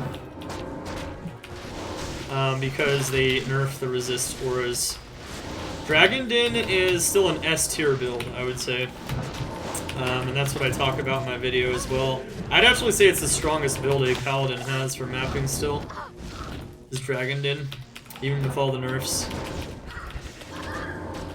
It's still the strongest build, but it's not nearly as broken as it was last season, so it's definitely toned down quite a bit, which is nice. Alright, let's make our way to the boss here.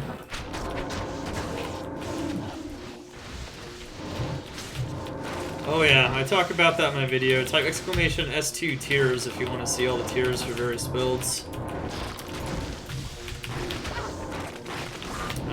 Dragon Den is definitely an S tier. S tier is a build that is arguably a little too strong.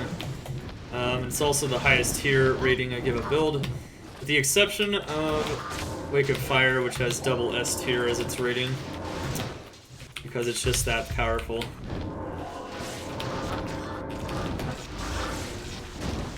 This is an S tier build too, though. This clears as fast as a Dragon Den does, as you can see.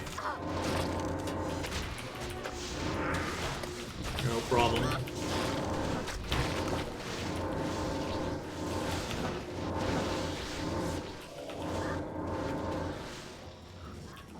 Yeah, Mercenary, you need to go where you're supposed to. So, yeah, just in general, this isn't too difficult of stuff though. Just throw out some traps. Try to keep the Mercenary alive. And throw out some Shockwave and bam. One of those advantages of a Trapsin is you can really keep your distance from those bosses. Really nice stuff.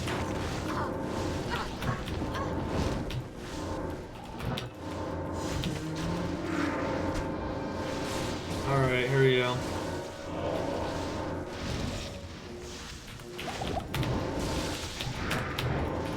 Bam, oh bam, oh bam.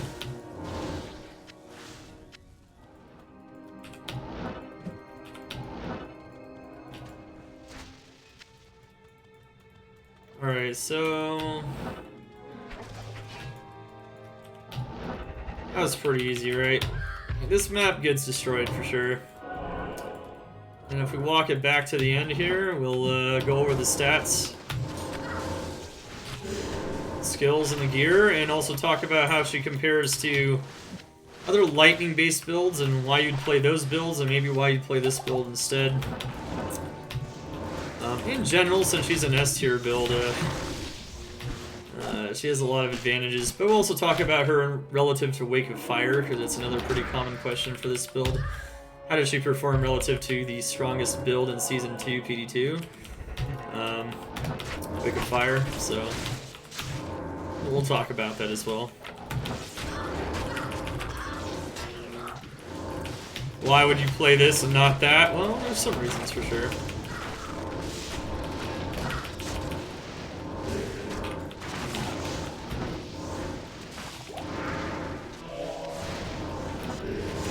In order to interweave your traps, get maximum damage out. Ah yes, that's a good map to always have around. GG.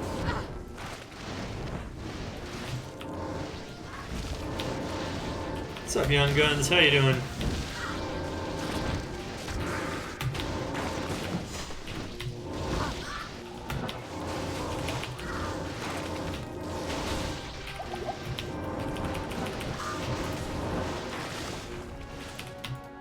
As you can see, though, I mean, she's almost as... I would say, in maps like this, she honestly maybe even performs better than the Fire Trapsin in some ways. It's kind of hard to... It's kind of hard to say. She has more versatility in general, though, simply because she's a lightning-based character. More broken immunities. Also, since it's lightning, fire, and physical that you get from Death Sentry and lightning, you have more elements to use at your disposal.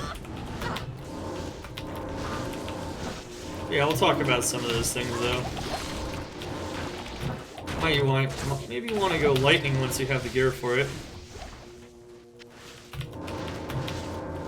Cool thing, though, is it's pretty easy to switch between the two unless you want to change out your claw. That's about it, though. Or claws. In the case of softcore.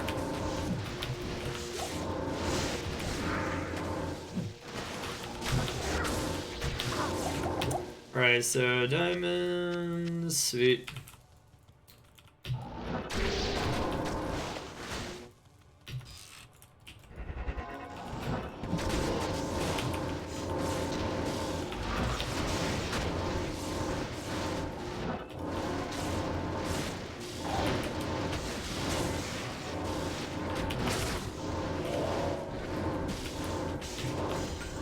Another thing you can do with the Trapsin is what I'm doing right here. I'll demo this kind of last here. Especially on softcore, you know, when you're not really worried about dying, you can definitely do this stutter step thing. You can kind of just take a step, lay a trap, take a step, lay a trap. And then you can, of course, switch between Death Sentry and Chain Lightning Sentry. Wicked Fire, you'd switch between Wicked Fire and Death Sentry.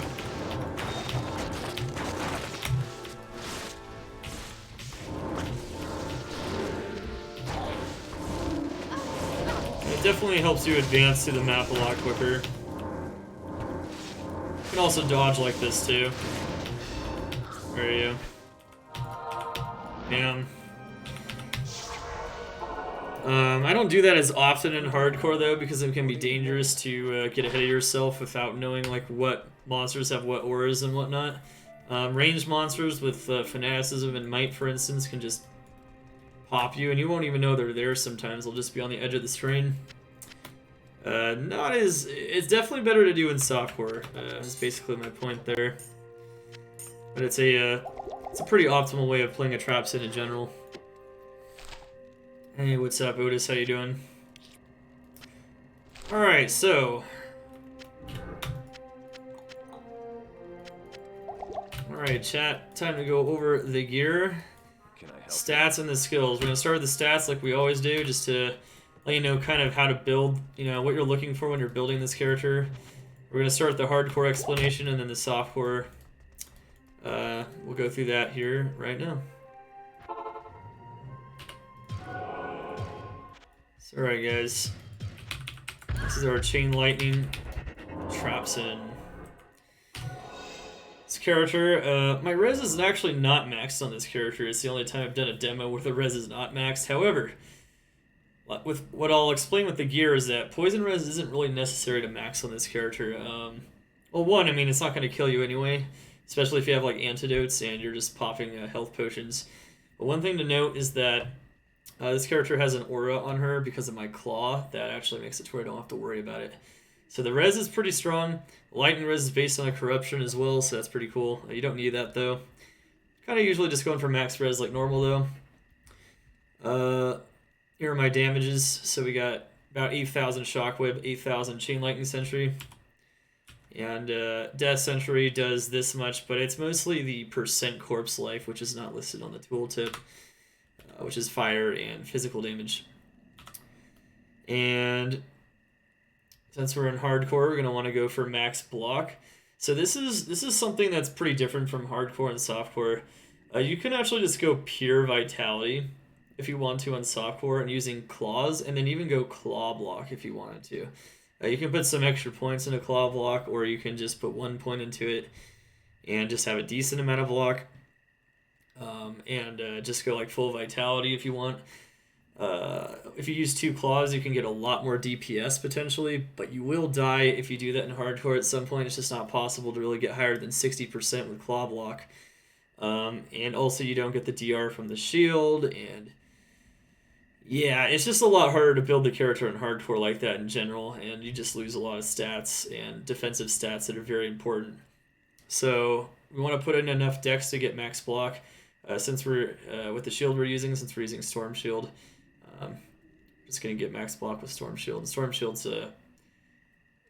it's almost always gonna be your most solid hardcore shield for most builds in general. So that's what you're gonna want to do. And then you put the rest of the points in vitality and energy. You don't need energy. You can get rings with energy like Stone of Jordan and other things, and you're not gonna have to worry about it. Right, let's go for the stats screen now. So these are our res overall. Stacking res a little bit is always going to be nice, of course. Not as necessary on this character because you don't get super close up, though. It does help for maps, though. Once again, poison res, if you have cleansing off of plague, it's not a big deal. Damage reduction, 35%. Hardcore, I definitely recommend having at least like 30% damage reduction in max block. So somewhere between 30 and 50 is even like something you probably want to shoot for here. If you use Fade plus Cleanse, it's probably like nothing to be honest, but you're probably not going to want to use Fade. You can use Fade on hardcore though, but I'll talk about that. So you got some flat DR as well. Mercenary is contributing to that, of course, as well, using Defiance Aura. We have some cast rate, which I actually kind of like when you have Enigma. But in general, you don't need cast rate on this build, especially before you get Enigma, because laying traps is attack speed based. So you're gonna want your attack speed frames instead.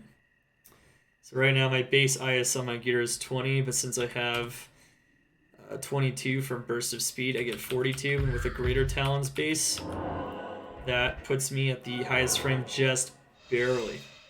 So that's kind of nice stuff there. You just have to put 1 point of Burst of Speed, and you get some attack speed, and you're good to go. Run Walk in general is really good on this build.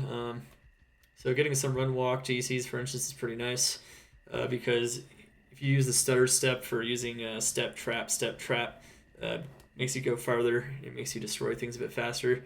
So it's a good stat to have. And we also have some hit recovery, but remember we're mostly blocking, and most of the hits are missing because we have defense from the Defiance Mercenary, 7,000, which is pretty decent. So you don't have to worry about it too much. Don't get too caught up with this stat. It's not going to be too insanely important, especially when you're also not getting super close up. You're not taking hits all the time.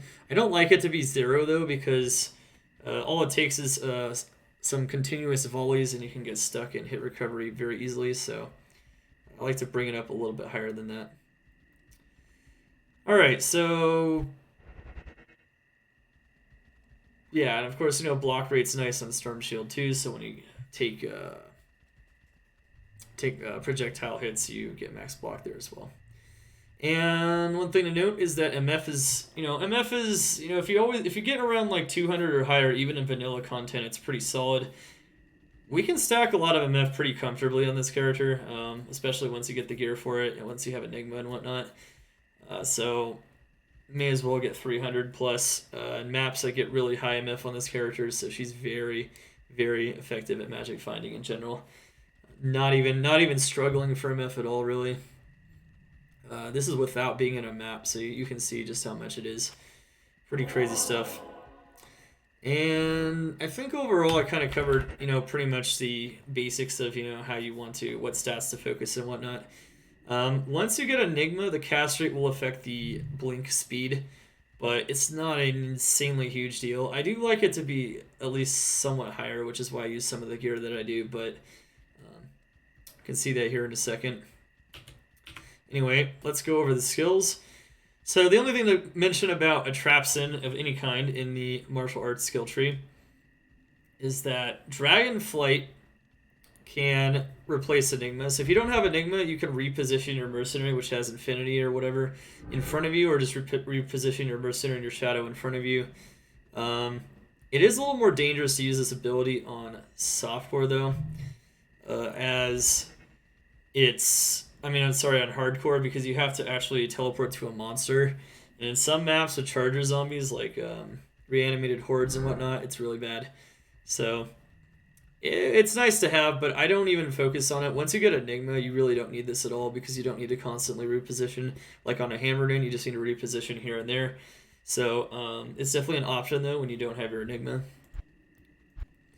Let's talk about the Shadow skill tree as well. So the Shadow skill tree, basically the way it works is, if you want some extra defensiveness against missile enemies, Cloak of Shadows is amazing. I didn't get it, though, because I have a lot of defensive capability on this character as she is. But you can put 1 point into that. It's pretty solid. On softcore, if you use 2 claws for maximum damage output, you're going to want to put at least 1 point into weapon block, maybe more, depending on your preference. But overall, it's not going to be enough for hardcore, though. You're going to die with weapon block at some point to missile enemies, unless you're constantly proccing Cloak of Shadows, and you're never getting ahead of your Mercenary. So it's going to make you have to play a lot more defensively anyway, which is not going to be good for speed.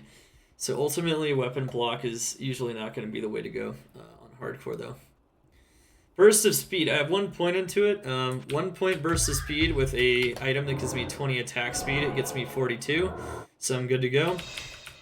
That being said, though, I'm going to keep deleting her. Put as many points in here as you need to hit the highest breakpoint for Trap Laying. Remember, Trap Laying is attack speed based once again, so it's really important to keep that in mind.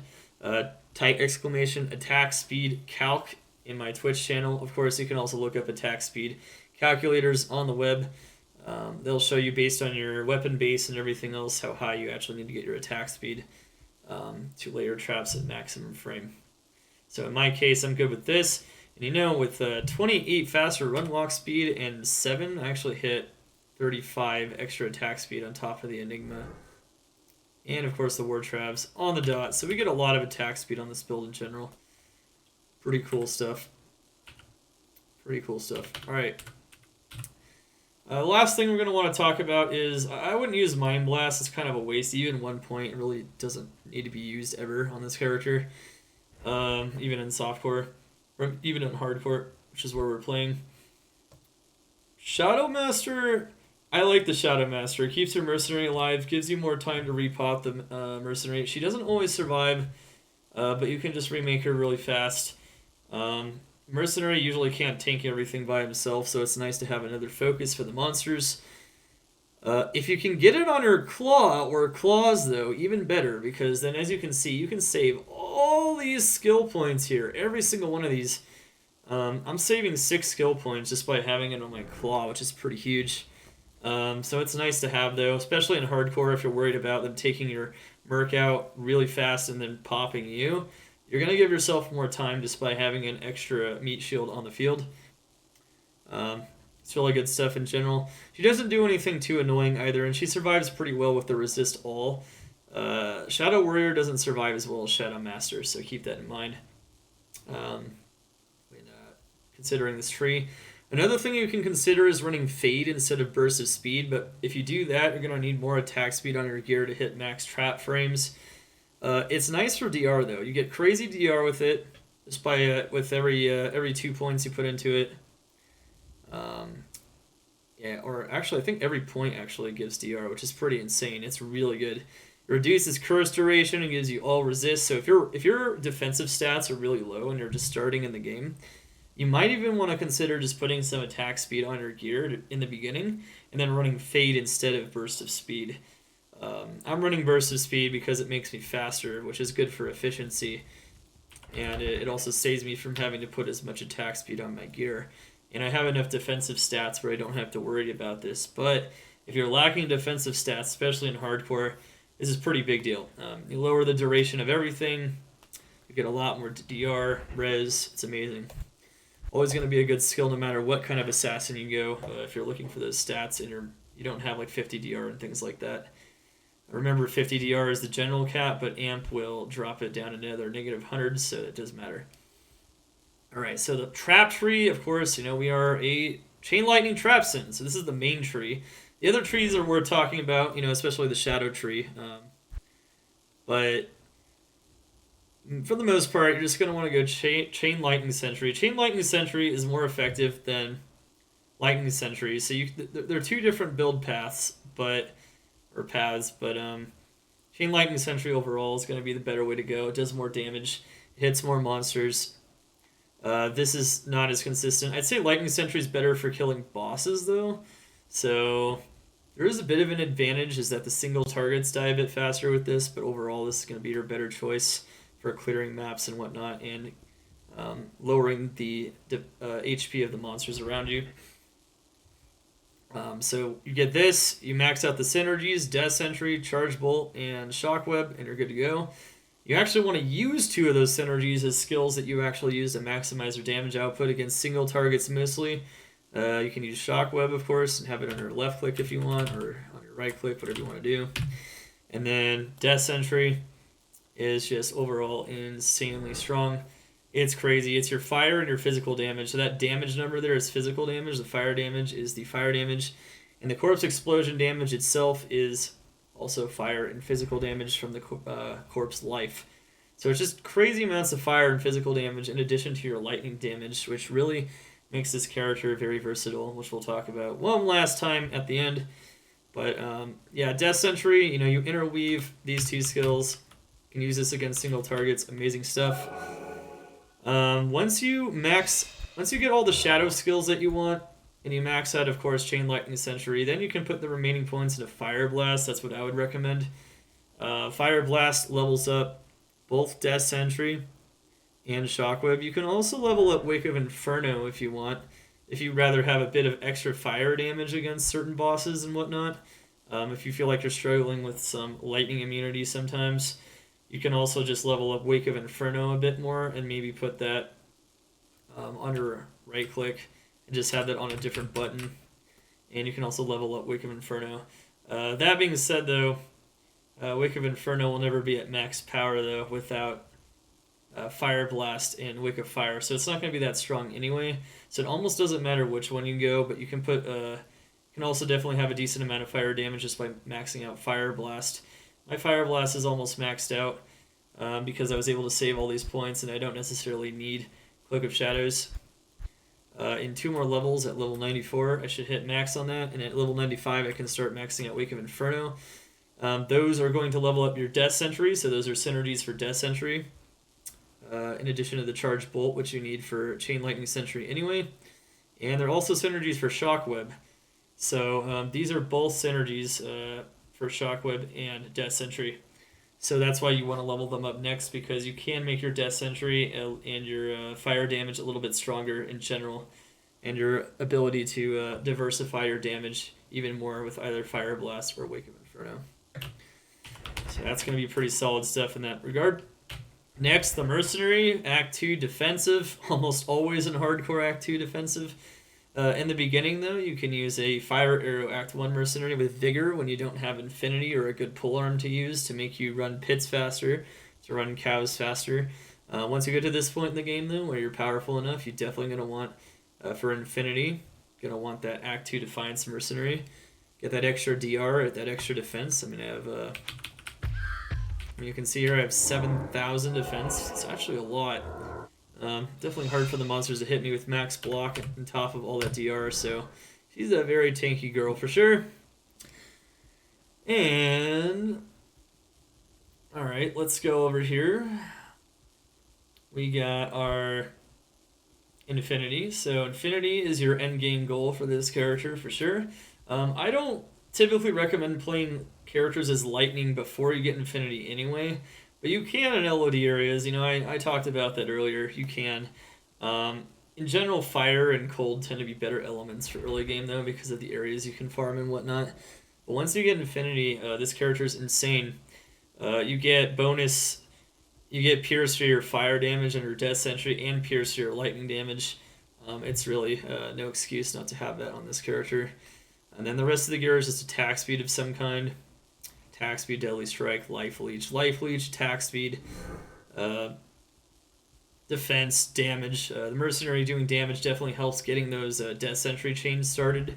So it's not a bad idea to have an item like Fortitude on her. You don't need Templars because you're not doing physical damage on yourself. So also only your mercenary is doing the physical damage. The shadow doesn't really do much damage, so it's not important. You can definitely have Fortitude on her, pretty good. And of course, running these Goblin Toes for additional damage and Crushing Blow. And if the mercenary kills things, you know, MF is always nice. Maybe get you some better items. Alright, so that's pretty simple for the mercenary, honestly. That's like your endgame goal. You can run Insight earlier than that if you want. And of course, my personal favorite would probably be Vigor or Act 1 Mercenary. So, there you go. Alright, so let's talk about some of your options here. Hardcore, softcore, and whatnot. So this is my Plague. I actually personally found this base with my Bone Necro, which is really cool. This is what's saving me a lot of those points in the Shadow Tree, because I'm able to have a Shadow Master. I don't have to put any points into it, so I get 3 to Shadow Master off the base. The base also has 3 to Lightning Sentry, which is what you really want. And then, if you find a 3-socket claw, I can make Plague in it and get 5 to Lightning Sentry. This is also, like, I'd say the best base you can have. Greater Talons is a negative 30, which means a very fast attack speed base, which is awesome for getting... That's why I don't have to put many points into Burst of Speed as well. This is a very ideal base in a lot of ways for Plague. But you have a lot of options. So if you want to do even more damage, obviously you can run a 6 Trap Claw that you can farm off of Anya. 5 Trap Claws off of Anya, even with 2 sockets in them. You can put some Lightning Facets and increase your DPS slightly. Anya farming, by the way, for Trap Claw farming is very effective to get these kinds of characters started. So if you farm Anya in Nightmare, I really can good already tell that I'll be your best Nightmare friend in Hell. in this forsaken camp. Yeah, it's really awesome stuff, and it's a great use of a Cham Ringward, what I'm doing here, but this is a more defensive option. I really like this option for Hardcore. You get 10 strength off of it. You get 2 all skills, not necessarily just assassin skills, which is nice. You get the lower res when struck, which does help the DPS sometimes. And on top of all that, you get, of course, it's easier to get like stats like Shadow Master as well on Plague Claws. And another thing to mention, of course, is the Cleansing Aura, which is, oh man, it's so amazing. If you've ever been poisoned in maps, there's some maps that are really nasty poison-wise. But even the ones that aren't nasty poison-wise with the Iraqs, like the spiders and whatnot. Like Ruins of Ajun and even the Ancestral Trial can be pretty nasty with that poison damage. That Cleansing Aura takes the poison out so fast that even if it's killing you, you almost never have to go back to Mullah. Actually, I never have had to, because the Cleansing Aura will take it out. And because you have Cleansing, you also don't need to have crazy poison resist either. I think you might have seen in that demo with Ancestral Trial there, I got poisoned. I got super poisoned, so my poison was going down faster than I could heal. But my life recovered. Like, I wasn't poisoned forever because of this aura, so it didn't really matter very much. Really cool thing to have. Really good quality of life. I would trade that quality of life for an extra skill any day. So unless I'm trading it for like a 7 Trap Claw with +1 on a 6 Trap Claw base from Anya or something, this is going to be a very solid option. Now, what I mentioned before is that, once again, on softcore, you can use 2 claws. So you can get up to like 12 skills on your weapons, even 17 skills on your weapons if you have really insane claws.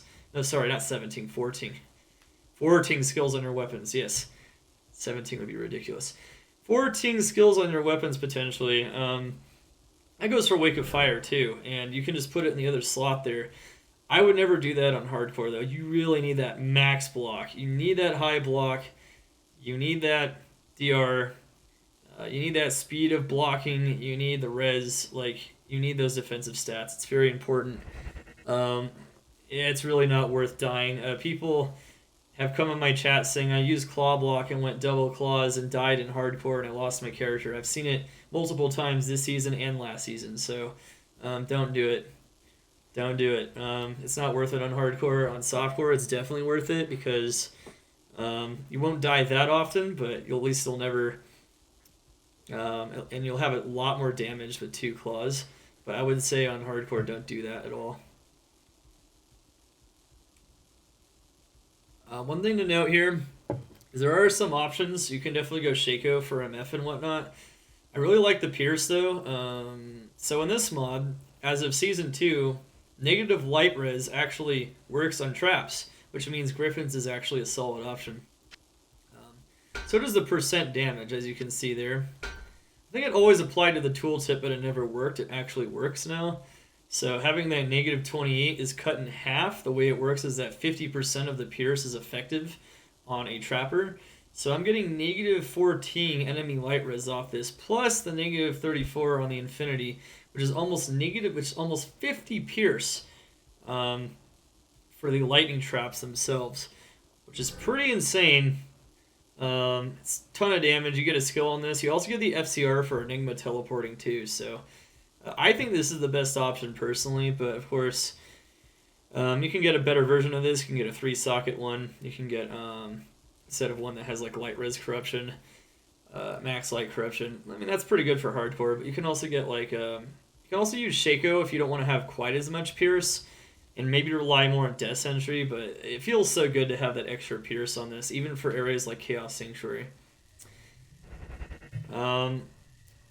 Because you don't need FCR on your amulet, really what's going to be your best option as a trap Amy is pretty much a 3 to 4 trap skill Amy, period. There's not really a lot of wiggle room there. The FCR trap Amy's, or the FCR assassin Amy's I should say, or shadow Amy's, not trap, are better on Mind Blast Stones. But for a trapper, really what you just want is skills here. 3 to 4 skills and other stats. Life, MF, anything else you can get on them with corruptions or otherwise. This is an Ami I self-found and self-corrupted. By the way, I also self-puzzled, found, and corrupted this as well. And I found this base. And I found one of the Cham runes. So, I like to use gear that I find, of course, even online. So, it's always cool when you find things like this. It was a really awesome corruption, though, to get on that trap Ami. So, I was like, alright, that works. You could potentially get a +4 trap Amy with 27 MF, or even 35 MF, I think, at maximum, but it's probably going to be pretty hard to find. So there's definitely some wiggle room to go up higher on that. Swap, just like on most builds, you want Call to Arms. They got a 6 bow, and you want Lidless Wall. You can get up to 3 skills on that one, though. Alright, Enigma. Enigma is best in slot on a Trapsin, period. Enigma is best in slot on Trapsin. Actually, let me re-enter a new game here. Looks like that game's about to end here.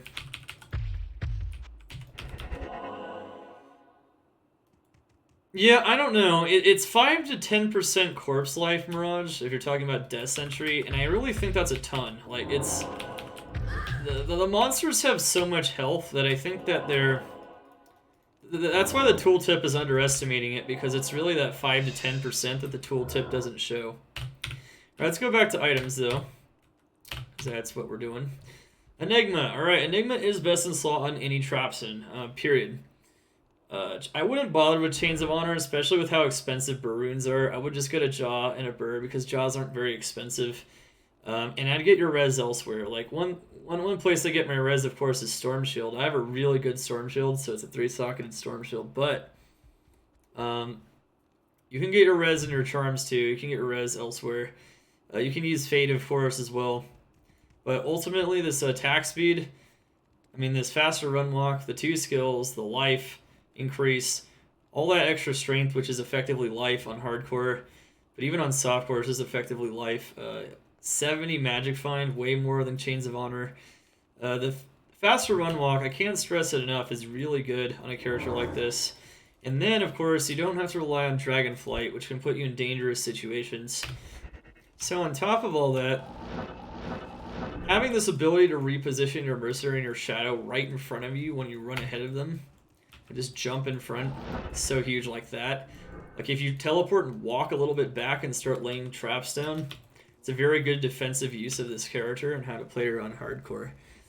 So I think it's definitely, like, because you have that blink, it's really huge. Even with all the nerfs to it, it definitely has uses in this mod, and this is one of them. There aren't any armors you can get +3 on, quote unquote, on a trapper.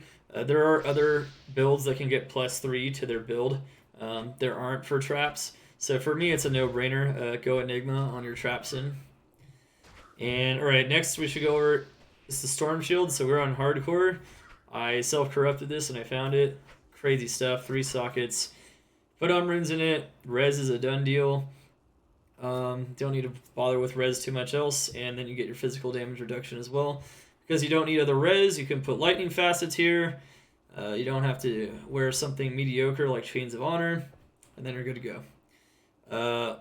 Once again, though, on softcore, you might not even need perfect resistances all the time. You can maybe deal with like 60+ res. You can also, like, you don't have to have max block. You can go with maybe 50% block between 50 and 60. So maybe you want to use 2 claws, and that would make your DPS a lot higher. So Chain Lightning Sentry guys can get almost 13,000 damage, like at the very highest level. Especially if you put on another claw. You start putting on some more damage gear, you can definitely get above 12,000 pretty comfortably.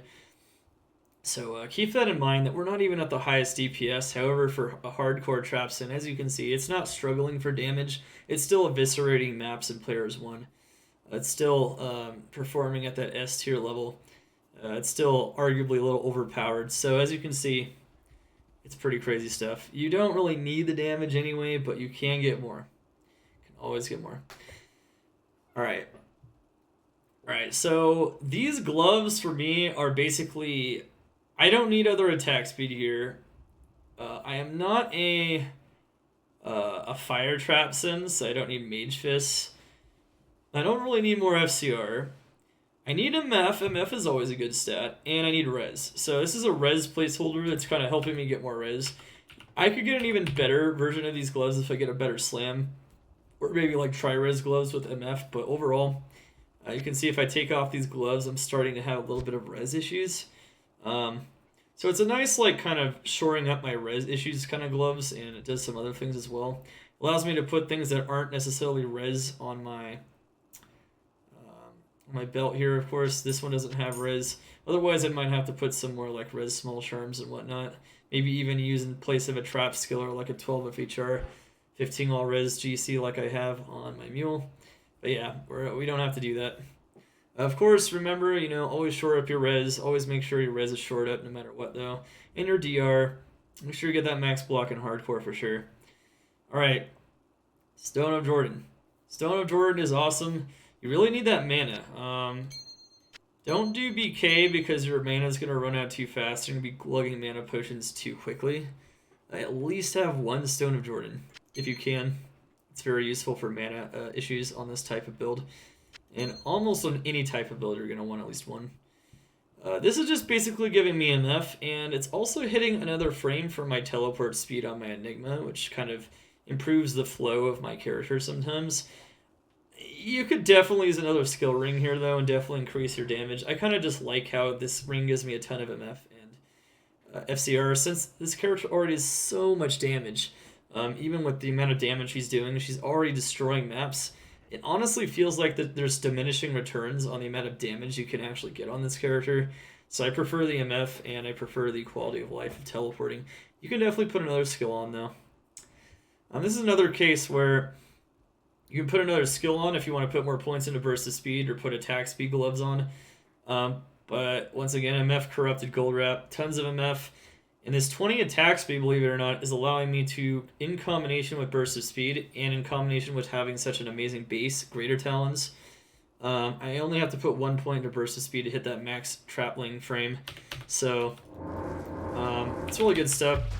But keep in mind, you can also can also use a rack if you want another skill.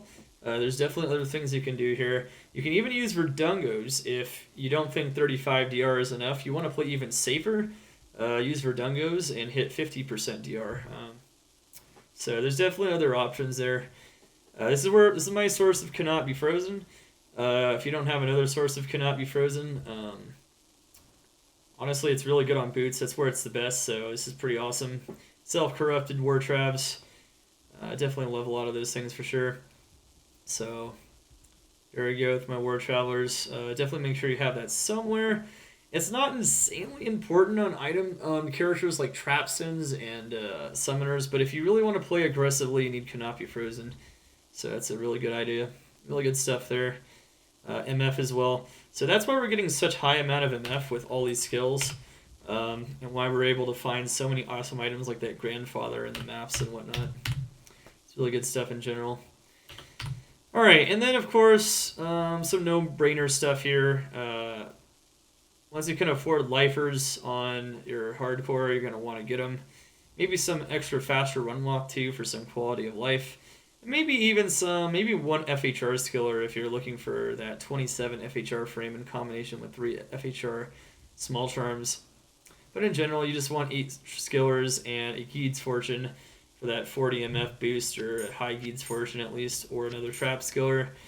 And then, yeah, I'm proud of this one. Yeah, I found some of these, but I mostly traded for these. I found this one. And I self-Ubered for this one on my Zealers. This is a 60 Vitality Assassin Torch with perfect energy. Really good stuff. Really bad res, but that's okay because I was able to shore up my res elsewhere. If you don't have such insane corruptions, you might want a better all res on your torch. But that's okay, we don't need it. This is just a really insane life all res large charm. You can get exactly one of them and just fit it there, and it doesn't take up a skill slot, and GG. Really nice life res. I got my FHR here, my res, just more res. Some more life and res. You can also have more MF res. And these are MF res, and this is a perfect MF mana small charm to kind of have a bit more quality of life, not drain mana quite as fast. And some res as well. So you can definitely have a combination of those kinds of stats, and you're usually going to be in a pretty good place. And of course, we have an Annie as well. Once you can get a lot of that stuff, you're very safe in hardcore, and your character is going to be very, very strong. So, at the end here, I just kind of would like to compare her to just have a small discussion here about fire traps, or how she compares to Wake of Fire. So Wake of Fire is the strongest build period in Season 2, Wake of Fire Death Sentry.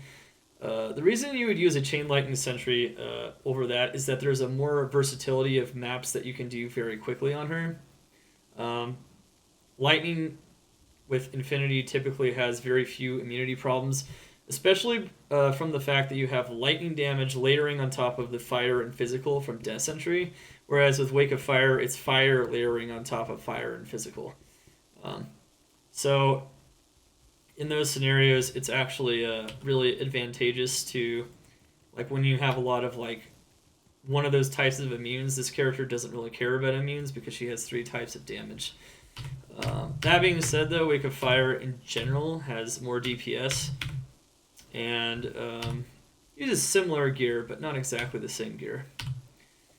And also, Wake of Fire is not quite as dependent on Infinity in the early game, so that's an advantage for that double S tier build there. But this character has more sources of damage. This character can do more maps faster because she has more sources of damage. She doesn't run into as many brick walls with immunities, and she can destroy almost anything.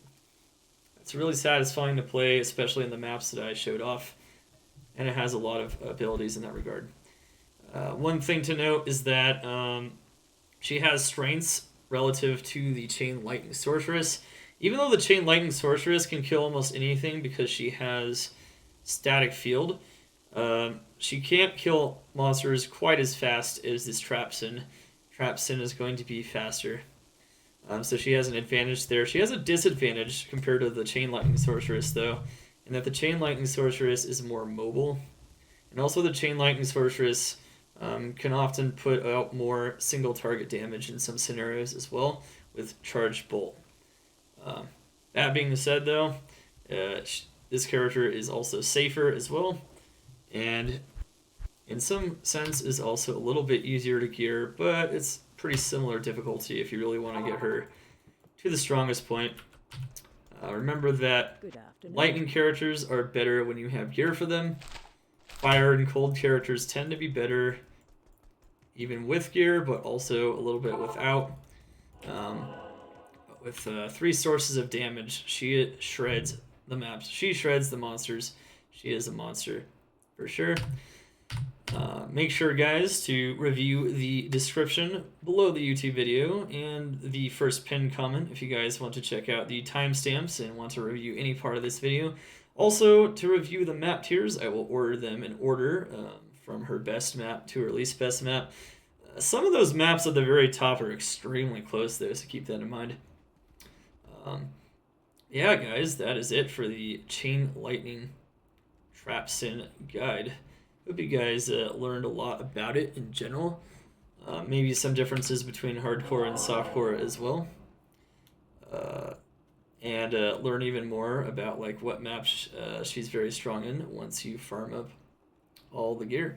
Make sure to check me out, of course, at www.twitch.tv/DerekHumility for nearly almost always 7 days a week Diablo 2 content of some kind. Yes, of course, we'll be playing Resurrected as we get more and more access to it, and we're going to go very hard on that as well, not just Project Diablo 2.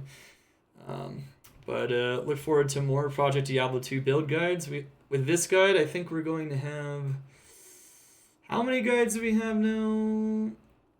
I think we're going to have 5. No, wait. 1, 2, 3... 4, 5. Yeah, so this will be our 5th guide now on YouTube. We'll be making more, though, very soon. More builds to be shown off and their strengths and weaknesses if you guys want to play all kinds of things in Hardcore PD2. Anyways, let's go, guys. Have fun. Have fun with your amazingly powerful Trapsin. No matter what you do, you really can't go wrong with Trapsins, and once you get the gear for a Lightning Trapsin, it's a ton of fun and you can clear any map with ease. But anyway, guys, Derek Humility, over and out.